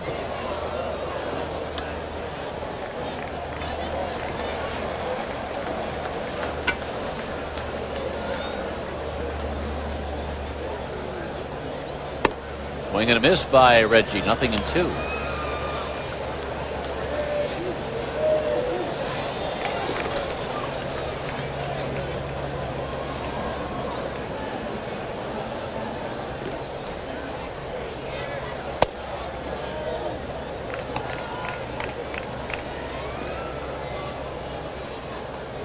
Lorraine won his first major league ball game his last start against the Orioles. To pick up number 2 here against the Red Sox, gets Jefferson swinging. Gives up the home run to Vaughn, comes back and strikes out Malave and Jefferson. That pitch has been good for him against those lefties this afternoon. He got Vaughn twice on that pitch, and now he gets Reggie to strike out. It's ahead of him and then throws that breaking ball off the plate away from the lefties. 2 outs in the Boston half of the 6th inning. Here's Bill Hasselman.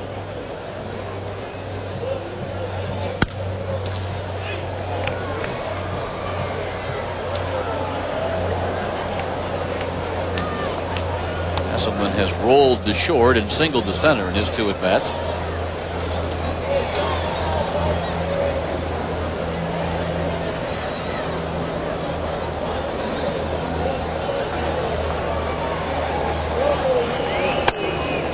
One ball, 1 strike.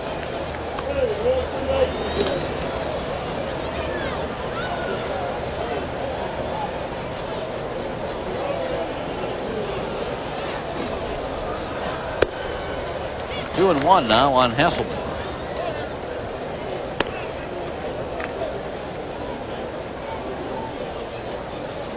Major League action, or I should say American League action tonight. Detroit at Milwaukee, Baltimore at Kansas City. Yankees play at Anaheim, and Cleveland will be at Seattle.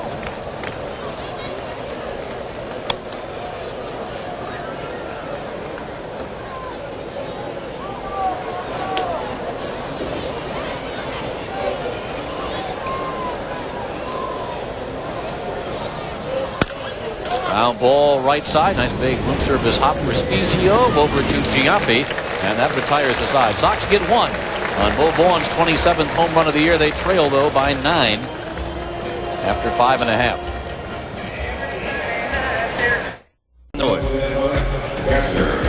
Call 617-267-1700 for tickets.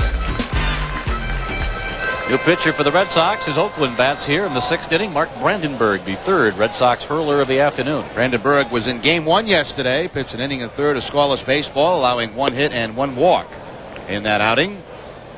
First up for the A's, George Williams. It's the bottom 1/3 of the order coming up for Oakland. Williams followed by Scott Spezio and then Ernie Young. Here's Williams lacing one towards the corner in right field. A couple of hops off the 330 sign. Williams goes for 2. He's got himself a leadoff 2-bagger. 6 innings into the ball game, and the A's are still hitting. That's a Baker's dozen. 13 hits for the Oakland A's this afternoon. Now, Williams was really hot after the All-Star break. He was hitting about 333, and then, of course, he had the injury, which put him on the disabled list, but he hasn't missed a beat. Comes back and picks up his 3rd hit of the afternoon. He's been on base all 4 times. This time batting left-handed and picks up the double. A's have 4 switch hitters in the lineup, one of which is Spezio as well. He's batting left-handed, chops it to short. Mike Benjamin will make the play over to Mo Vaughn, and there's 1 out.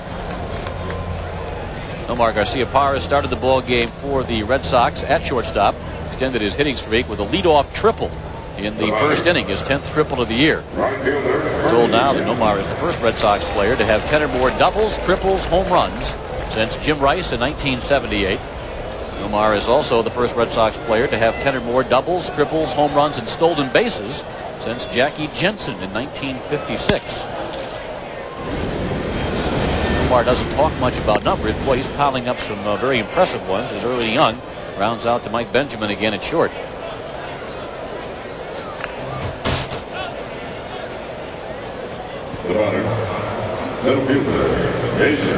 With a plate swing the bat like Garcia Parra, you don't have to worry about numbers. The numbers take care of themselves when you hit the ball as hard and as often as he does. Top of the order, Jason McDonald.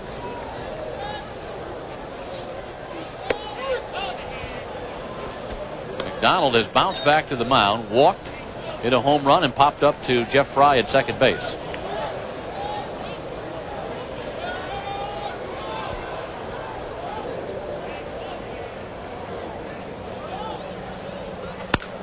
He hits it hard. Base hit right field. Perhaps extra bases as it rolls all the way to the 330 sign. Scoring easily is Williams. Cruising into second base with an RBI double is Jason McDonald. And the A's up now 13-2. They put away the home run ball temporarily. Now are becoming a double machine. Once again, McDonald pulling the ball, this time all the way to the fence.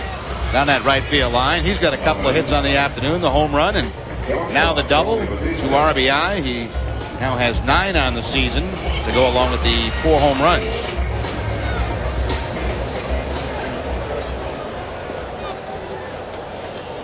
He's at second base with 2 outs. Here's Tony Batista looking to get in on all this action. He is 0 for 2 thus far.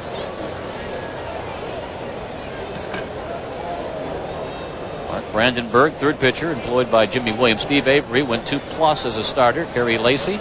And now Brandenburg. Fooled by Brandenburg is Batista, well out in front of that pitch.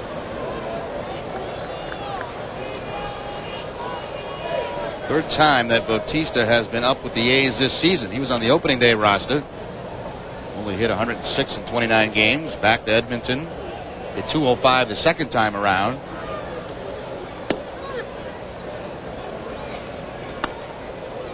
It's a AAA though, 315 batting average in 33 games at Edmonton. I gotta check my flight guide and see how many whether they have round trips from Oakland to Edmonton, non-stops, whether they have to change planes.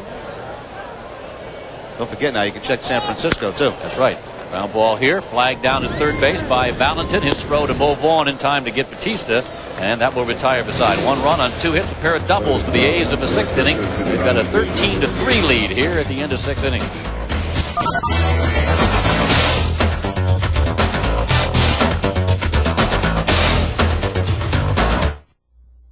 Tune in tonight at 6 and 10 for Fox Sports News. You'll get complete scores, highlights, and analysis from around Major League Baseball.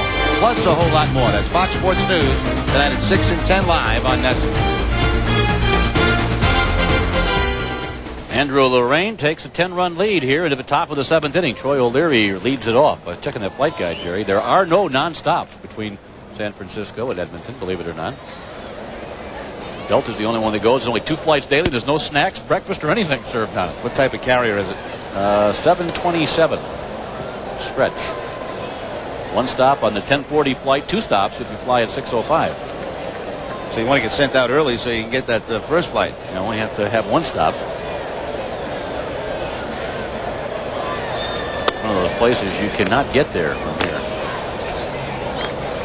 Bottom third of the order for the Sox, Troy O'Leary, Jeff Fry, Jesus Tavares. Off the glove of Lorraine, hustles after it, but deflected just far enough away from the pitcher to give Troy O'Leary an infield single.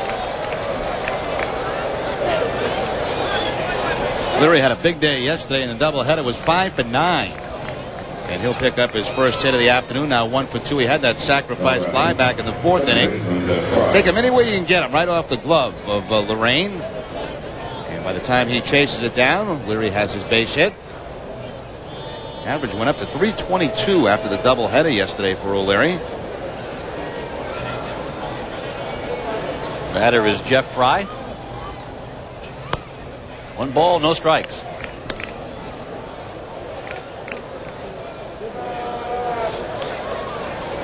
A's 13, Sox 3 here. Red Sox batting, taking their turn here in the top of the 7th inning. 1-1.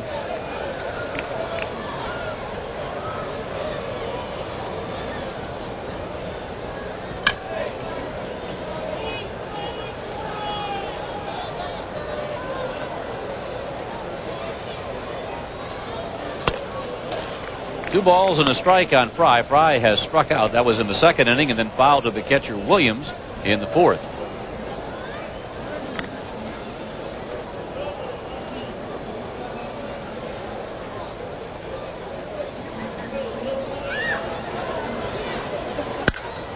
Fry in the air to left center field towards the gap, and it's one hop off the green wall. Out in the power alley in left field, being waved home is Troy O'Leary. Here comes the throw to the plate. It's up the line. O'Leary scores. It's a 2-bagger for Fry and an RBI. It's 13-4. Well, Lorraine may be starting to tire now. Remember, just a couple of days ago, he threw the inning and a half against the Red Sox. And it's not just the pitches that he threw in the game. It's the fact that he had to warm up, and same thing that Steve Avery had to do. Fry picks up RBI number 37 on the season. A little bit of a gamble here by Wendell Kim. If the throw's on line, it's going to be a very close play. The throw is up the third baseline, and O'Leary in safely.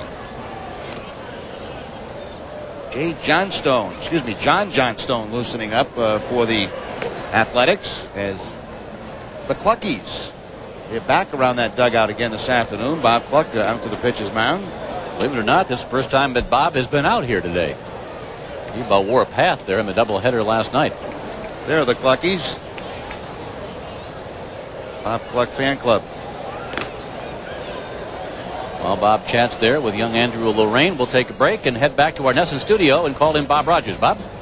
All right, guys, well, the White Sox remain red hot. They're just 4.5 games behind the Cleveland Indians. They win it today against the Toronto Blue Jays. Jose Cruz flying out for the final out of the game. 6-3 is the final. The White Sox have won 5 of their last 6 games. This Major League Update brought to you by Citizens Bank. Yeah, wouldn't that be something if somebody other than Cleveland did win that Central Division? I mean, it could happen. Cleveland starts the day with a 4-game lead over the Brewers, who are playing good baseball, and the White Sox, despite running up the white flag at trading deadline time, 4 games back as well. That would be wild, wouldn't it? But Albert Bell taking responsibility for the White Sox having the off season. After that, Bell came back and went 3 for 3 last night, helping the White Sox beat the Blue Jays. Robin Ventura saying that no one player obviously is responsible. White Sox players standing up for Bell. Same thing happened up in Seattle on Charlton when they said, look, don't blame the Mariners for trading Cruz. Blame me. I didn't get the job done. If I was getting it done, they wouldn't have had to go out and get pitching. Tavares to right center field. McDonald can go get him, but he can't catch up to this one either. It's one hop off the wall.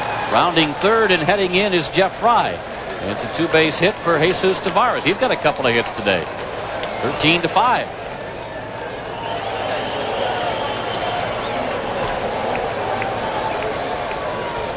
Two for 3 now this afternoon for Tavares. Much more authority in his swing, hitting from the right side than when he hits left-handed. Again, over the head of McDonald. Seems like we've seen the back of his uniform quite a bit in this series.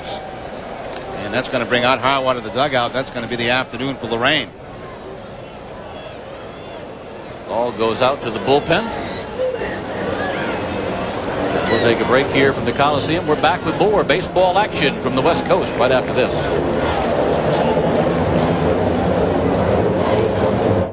The Boston Red Sox are leaving it all on the field every game.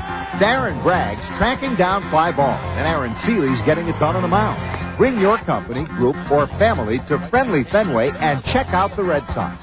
There are several discount programs available. Just call Group Sales at 617-262-1915 and ask about the group discount fund. The ball game, Lorraine going 6+ left to a nice round of applause. He leads with a 13-5 lead and turns it over now to the A's bullpen.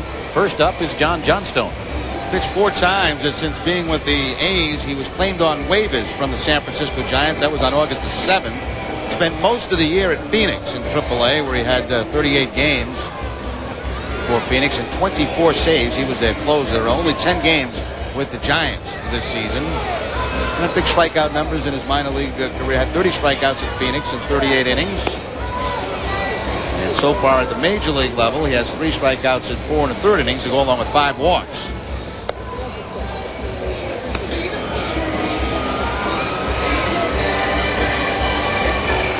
First batter he will face, Mike Benjamin, who replaced Nomar Garcia-Parra at shortstop. Benjamin bats for the first time here this afternoon at the Collesium. This is the Red Sox final game here this season. As Benjamin steps in, sporting a .261 average for the year, no homers and 4 runs batted in. Jumps on the first pitch, high, deep, but well fouled down the left field line. Well out in front of that one. 1 strike on Benjamin. Chance that Benjamin's had to play, especially since the All-Star break, done very well. .382 batting average since the break. Benjamin, familiar with this area, as a member of the San Francisco Giants. Takes one down and away. 1 ball, 1 strike.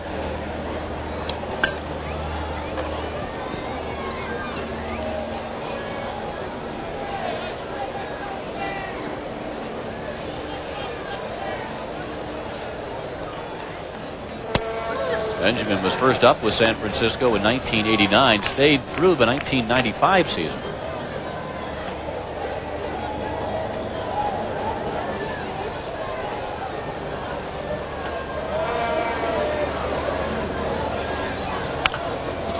Rounded to third base. Mark Bellhorn makes the play. Bellhorn to Giambi, 1 out.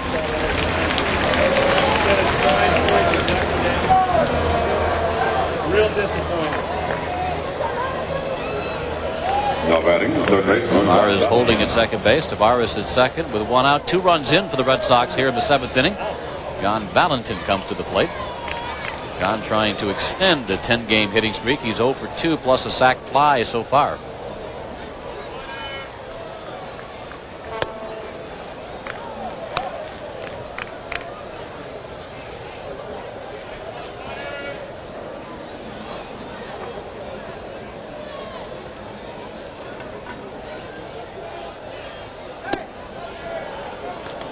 Two balls, no strikes.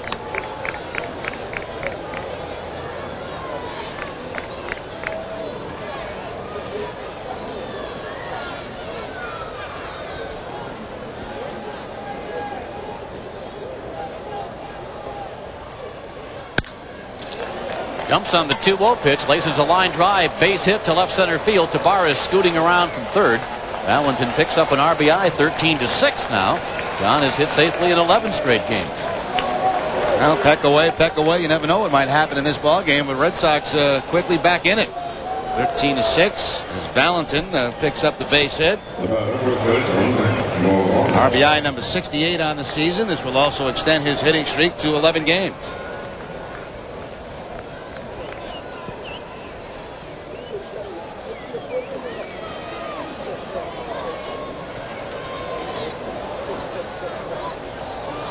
Sox again in double figures with hits. They have 10.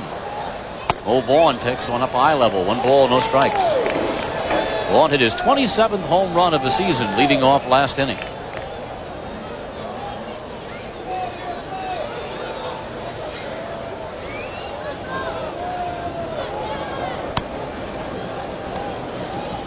John Valentin walking into second base. A's playing behind John at first, takes advantage of it, trots down into scoring position at second.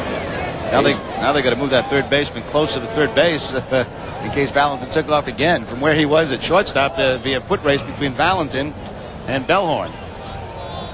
And the A's with the shift against Vaughn.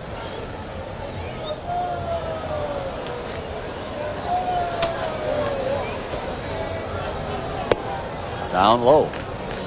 It's 3-0. More of a flurry of activity now down the left field line in the bullpen for the A's as the Sox start closing in. Mulder, the left-hander, warming up.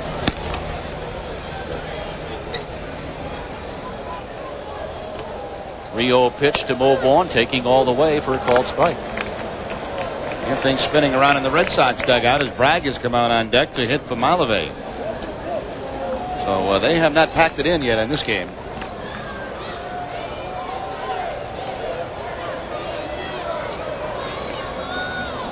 Swing and a miss by Mo. It's 3-2.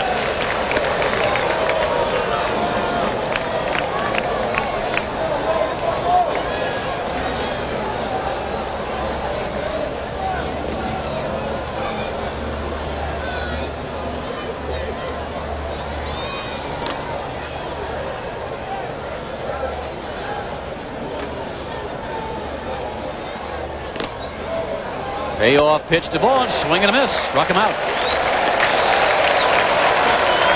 Third time that Vaughn has struck out this afternoon. Ladies and gentlemen, your attention, please. 3-2 count. Something off speed and tailing away from Vaughn. And as you mentioned, Bob, third time this afternoon, the hat trick for Vaughn with the strikeouts. Number 56, Darren Bragg. Darren Bragg announced into the ball game as a pinch hitter now for Malavey here in the seventh inning. Bragg hitting .265, 9 home runs, 51 runs batted in. Chops it to second base. Spezio to Giambi. And that will do it for the Red Sox here in the top half of the seventh inning. They do get 3 runs on 4 hits. Seventh inning stretch time here at the Oakland Collesium. Oakland 13, the Red Sox 6. The second Red Sox Hall of Fame dinner and enshrinement ceremony will be held on Monday, September 8th at the Marriott Copley Place Hotel. For ticket information, call 617-439-7700. Roy O'Leary moves from right field over to left. Darren Bragg, who pinch hit for Malavey, stays in the ball game and will play defensively in right. So it's O'Leary in left, Tavares in center, and Bragg in right for the Red Sox. It's a 13-6 lead for the Oakland A's, who bat here against Mark Brandenburg in the bottom of the seventh inning. Mark Bellhorn leading it off. Jose Canseco and Brian Lesher to follow. Nice day for Bellhorn. He had those 3 hits, his first 3 trips. 1 hour into the ball game, about 3 innings in. And walked in the 5th inning. Displayed errorless defense at third base.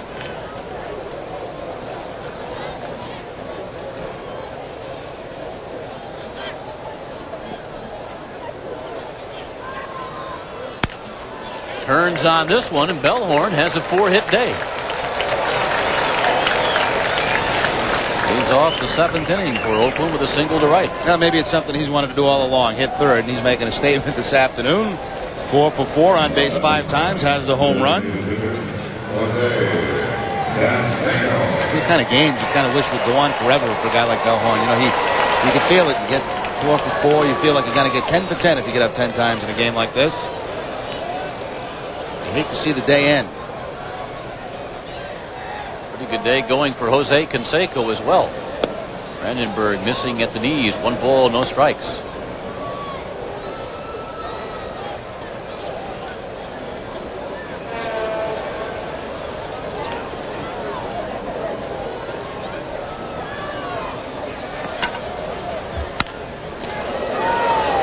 Fouled away by Canseco. It's 1-1. First career 4-hit day for Mark Bellhorn. Canseco yelling over at Rice. Jose hit his 23rd home run of the season back in the 3rd inning. He's hit 2 now for Oakland since coming off the disabled list prior to Game 1 yesterday.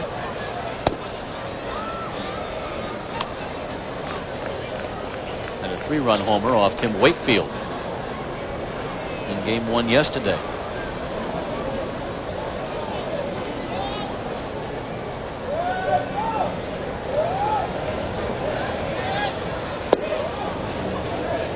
Three and 1.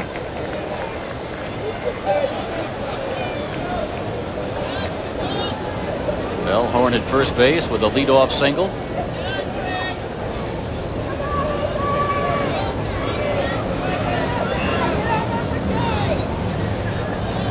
One to Canseco. Golf long and deep, but foul down the left field line.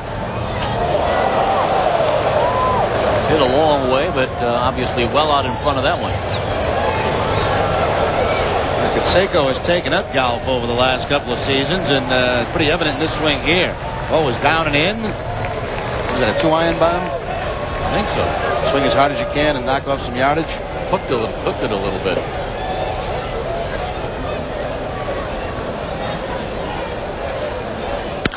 Hits this one foul down the third base line. Full count on Canseco. Mark Brandenburg is the 3rd pitcher used by the Red Sox here on this Thursday afternoon against the A's. Sox move into Anaheim, where Brett Saberhagen will pitch for them tomorrow night. And the Big A against the Angels. Canseco shoots it up the middle. Haven't positioned well, though. Fry touching the second base bag and back to Bourne. Perfect defense against Canseco. Jeff Fry turns two. So many times you see the complete shift put on Canseco, where everybody is on the left side of the infield. This time Fry almost directly behind the second base bag. Thought it was a base hit when it left the bat, but you look up and there's Fry. He'll take it himself, step on the bag, and complete the double play.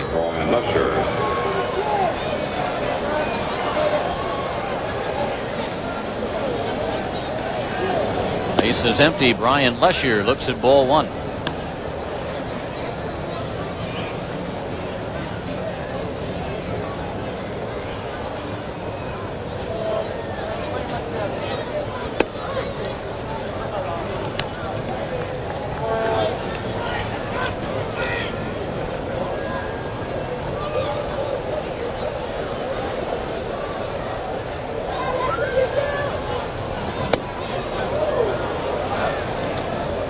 Ball, 2 strikes. Lesher 0 for his last 17 now, and that's after a 7-game hitting streak.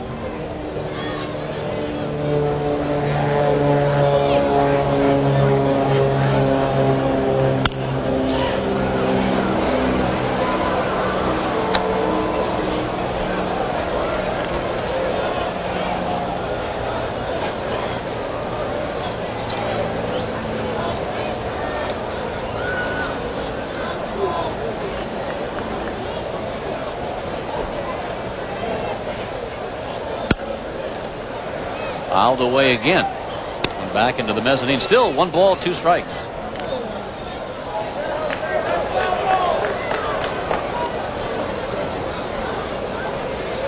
Brandenburg in perpetual motion, it seems like, on the mound. A's have this big lead here in the 7th inning, missing down and away. 2 balls, 2 strikes.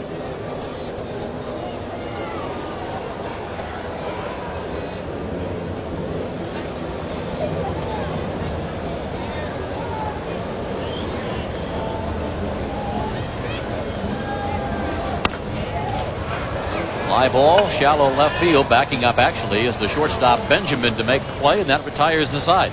No runs, 1 hit, no errors, nobody left. 7 complete here from the Oakland Collesium. A's lead the Red Sox 13-3. Rebroadcast, retransmission, or other use of the accounts and descriptions of this game without the written consent of the New England Sports Network and the Boston Red Sox is prohibited. Reggie Jefferson leads off the Boston 8th inning with a fly ball to right field. Ernie Young makes the catch. 1 pitch, 1 out.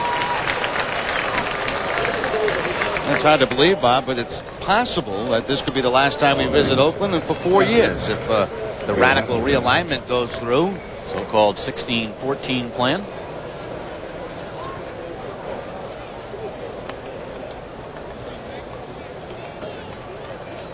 Sox have actually done fairly well the last several years on the West Coast. 4-4, their first trip on the West Coast this year. Winning the first 2 games of a series here with Oakland to get the second West Coast trip of the year started. Bill Hasselman skies this one and back to second base. Mason McDonald, always shallow in center field, moves in to make the catch. 2 outs. Well, you would think something's going to have to break fairly soon with that to make up the schedule for next season. Read between the lines, and obviously they're going to probably do something. Whether it's going to be as radical as originally proposed or not, who knows. And it seems like John Harrington and the committee have been able to satisfy, from what we read, most of the clubs. There's 1 or 2 holdouts along the way, but they're trying to win over. I saw a story in the paper the other day. I can't remember if it was here in San Francisco, but I think there are something like 4 or 5 teams now that still are having problems, and I think they're all teams that have to change leagues. O'Leary with the ground ball. Spezio on the outfield grass throws him out. It's a quick, very quick top half of the 8th inning. No runs, no hits, no errors, nobody left. To the bottom of the 8th we go. Oakland 13, Red Sox 6. Berg's first offering as we get underway. Bottom half of the 8th inning. Oakland 13, Red Sox 6. Both clubs in double figures with hits. 15 for the A's, 10 for the Red Sox. Big story today has been home runs, and the Red Sox have been out-homered 6-1 by Giambi and the A's in this one. Sox have the long bomb from Mo, but Oakland got 4 in an inning back in the third to set an A's franchise record. 6 total for the ball game. Hit by 6 different players. Bellhorn in the first inning, Spezio in the second, and then Giambi, Ernie Young, Jason McDonald, and Jose Canseco in the third.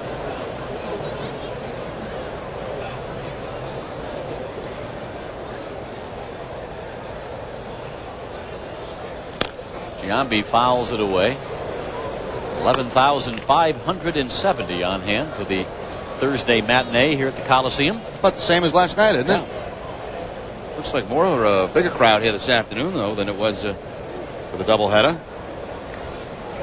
Maybe they're spread out more.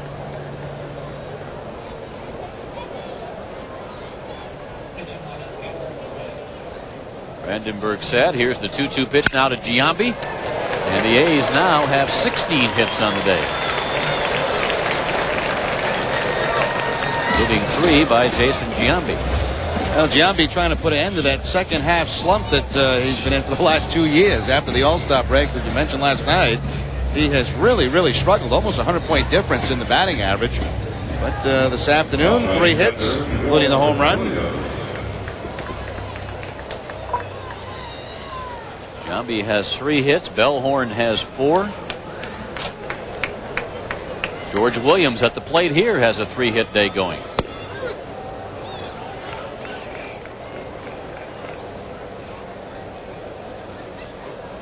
A's have 4 switch hitters in the ball game. George Williams, Scott Spezio, Jason McDonald, and Mark Bellhorn.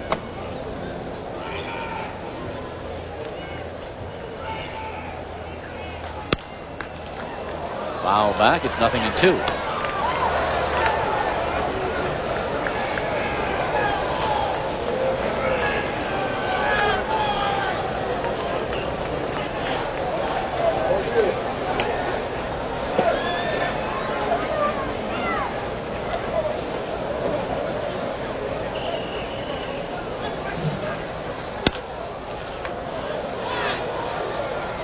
Jeff Fry shading the eyes at second base, 1 out. Fry might have set a record in this 3-game series for pop-ups to a second baseman. He's had quite a few of them over the last couple of games. Mount Davis. One more look before we leave town.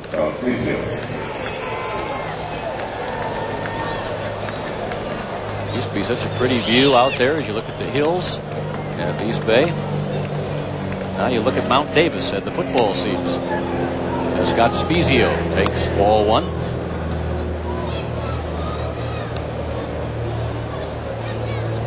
The hills off in the distance here beyond Mount Davis at the ballpark.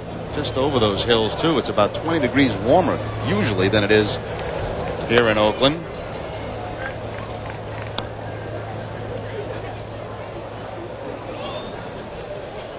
Fry has had 7 pop-ups in this 3-game series. That's a lot for an infielder.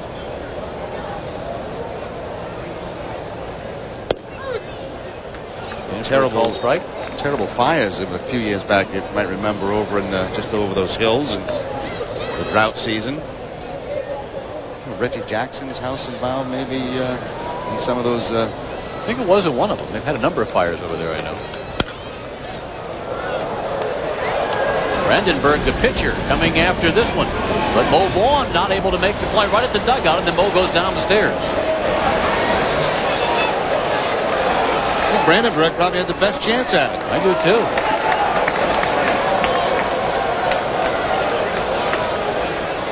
Hasselman has had his problem, dropping a pop fly earlier. Vaughn has had a couple of chances. Brandenburg was the first one there, but then is called off by Mo. It's a tough play. It's a long way to go, obviously, to those dugouts. And we've seen Mo has been about 3 or 4 steps short of about 4 of them today. At least he got his running in.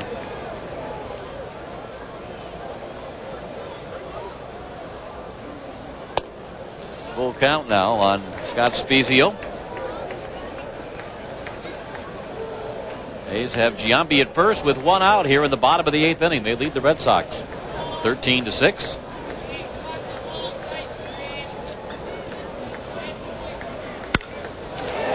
Liner to center field. Tavares there to make the catch for Boston. 2 outs.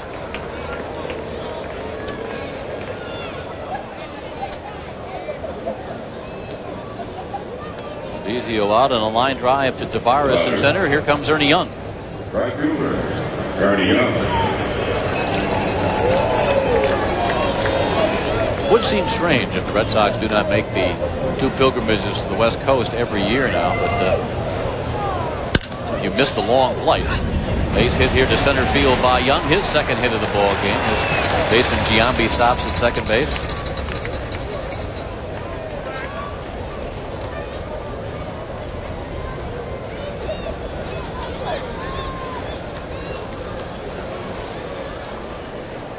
No, batting center fielder, Jason McDonald. They're saying the team, Jerry, that travels under the current setup, the team that travels the most in Major League Baseball is the Seattle Mariners because of their position in the Pacific Northwest. They had something like 49 different charters this year and flew over 50,000, or will fly over 50,000 miles. And really, for Seattle, every trip is a long trip. Even it's, I think, 2.5 hours down here to San Francisco. Yeah, just about close to that, maybe 2 hours.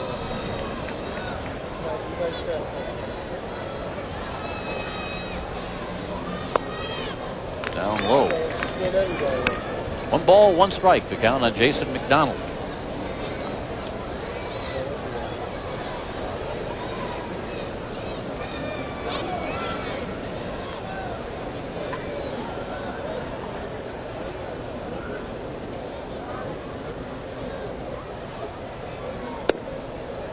Pitch is up high. 2-1. 2 on, 2 outs for the A's here in the 8th inning. Oakland got 1 in the first, 5 in the second, 6 in the third. Added another run in the 6th inning. Have a 13-6 advantage over Mark Brandenburg and the Red Sox. They've got Giambi at second, Young at first. As McDonald takes a called strike to even the count at 2-2. Well, I'm sure Brandenburg will have a few days off after this outing this afternoon. He worked in that doubleheader yesterday, inning in a third, into his 3rd inning this afternoon.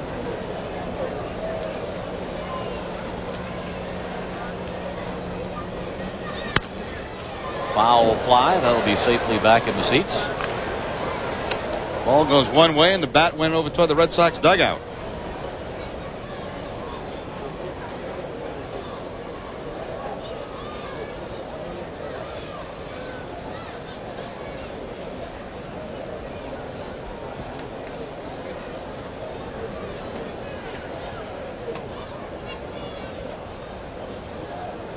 Base runners again. Giambi leading off second. Young off of first. Brandenburg set. Here's the 2-2 pitch to McDonald. Laced to left field. Troy O'Leary goes over and makes the catch, and that'll retire the side. No runs, 2 hits. A pair stranded by Oakland in the 8th inning. We go to the 9th. The Sox are down by 7 runs. Red Sox 6. He's trying to salvage the final game of this 3-game series after the Red Sox swept a doubleheader here at the Collesium last night. Jeff Fry, Jesus Tavares, and Mike Benjamin due up for the Red Sox against John Johnstone. Fry looks at strike 1.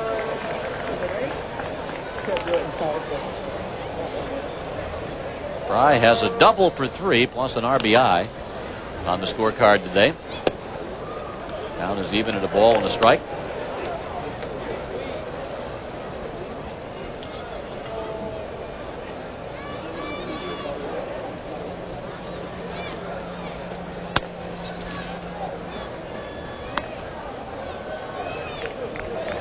Johnstone trying to preserve the win for Andrew Lorraine, who will win for his 2nd time in as many starts. He beat Baltimore on the 13th, 4-2.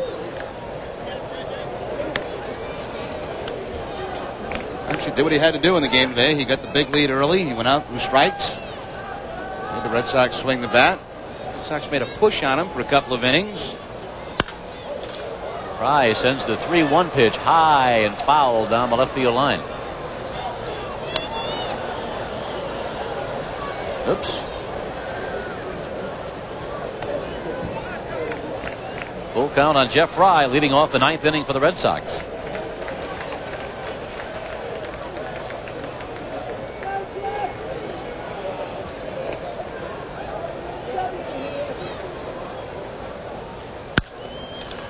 Foul fly, this one right field way. Giambi going a long way, and you can go a long way here at the Collesium, but that's even out of play here.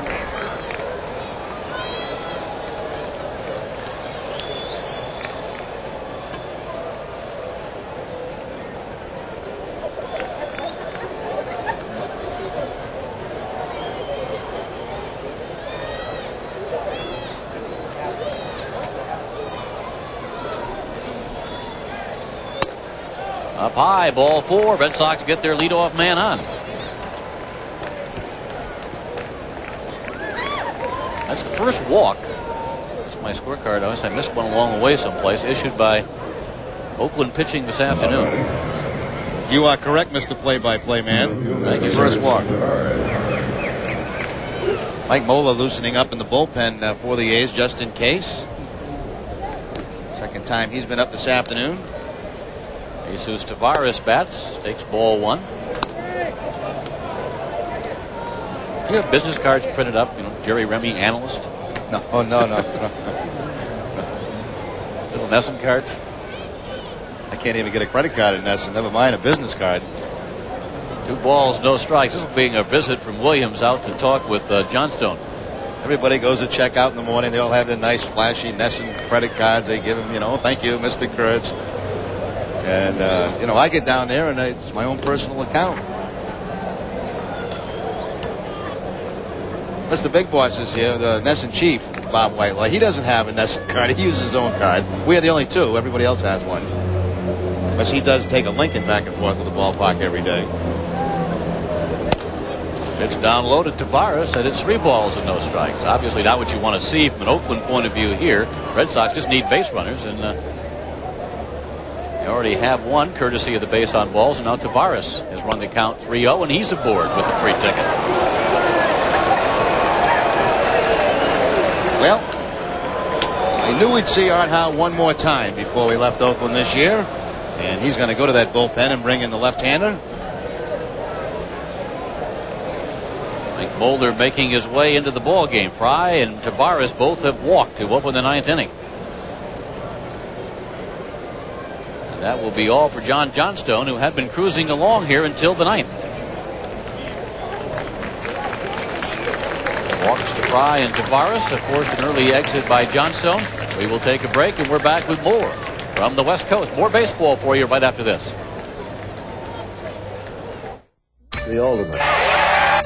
To open the 9th inning, A's Art Howe going to the bullpen. Bringing on the left-hander now, Mike Moeller. He has worked both out of the bullpen as a starting pitcher also this season for the A's. Made 10 starts, and this will be his 48th appearance overall, a record of 1-9. Moeller did not work in the doubleheader yesterday. As a starting pitcher, he was taken out of the rotation on May 24th. He was 0-7 as a starter.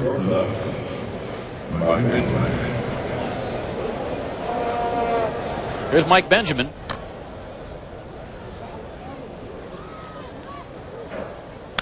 Benjamin nubs one foul over towards the Oakland dugout. 1 strike to count.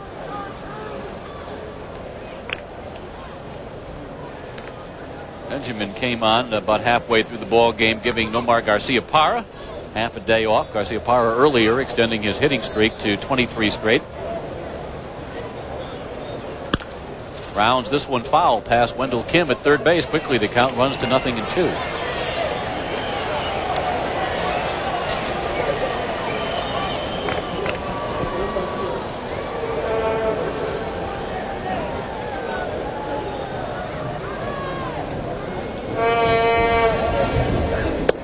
Fastball missed inside.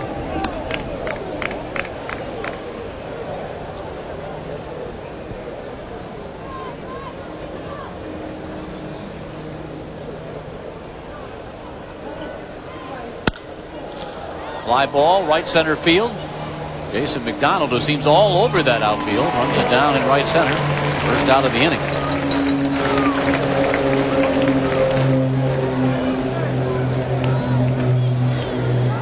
been out and a fly to center. One out for the Red Sox in the ninth inning. John Valentin, the third baseman, will bat. Valentin had a base hit to center, driving in a run in the seventh inning, extending his hitting streak to 11 straight. Jay Buhner, Mike Bordick, and Albert Bell have all hit into more double plays this year than John Valentin.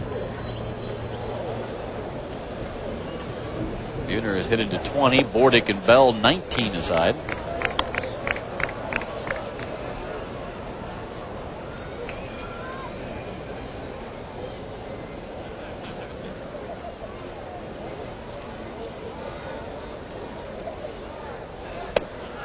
Two and 0.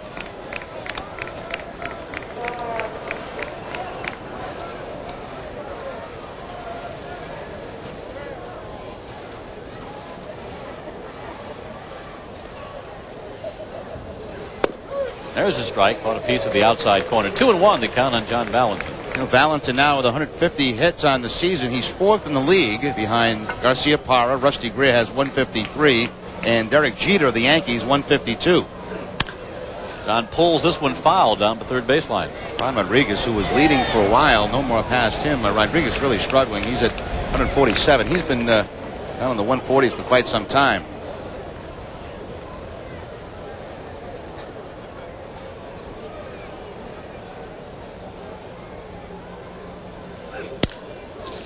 Ground ball up the middle, could be two. There's one of them back to first to complete the double play and the ball game. Spezio making the play defensively at second base, getting the fourth play on Tavares, and then back at first in time to get John Valentin and end the ball game. Citizens Bank presents the Not Your Typical Player of the Game, and today's Not Your Typical Player of the Game, Mark Bellhorn, 4 for 4. First 4-hit game in his major league career. Home run, a couple of RBIs, walked and scored a pair of runs.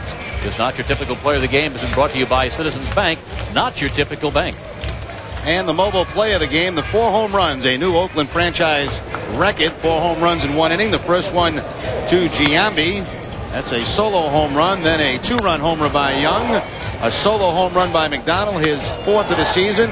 And Jose Canseco with number 23, a 2-run home run. The 4 sets a new Oakland record, 4 in one inning. Mobile goes the extra mile for you. In all, the A's hit 6 home runs on the afternoon. They cruise in this one, salvaged the final game of this 3-game series. Sox sweep the doubleheader here last night, but Oakland comes back and beats the Red Sox by a score of 13-6 here this afternoon. Sox will play at Anaheim tomorrow night. You can see that on Channel 68. Brett Saberhagen will make the start for the Red Sox. In this one, the A's get 13 runs on 17 hits, including those half-dozen home runs, 6, 10, and 1 for the Sox. Andrew Lorraine picks up the win. He is 2-0. Steve Avery takes the loss for the Red Sox. He is now 1-6 and lost 4. Stay tuned to NESN. Fox Sports News coming up next.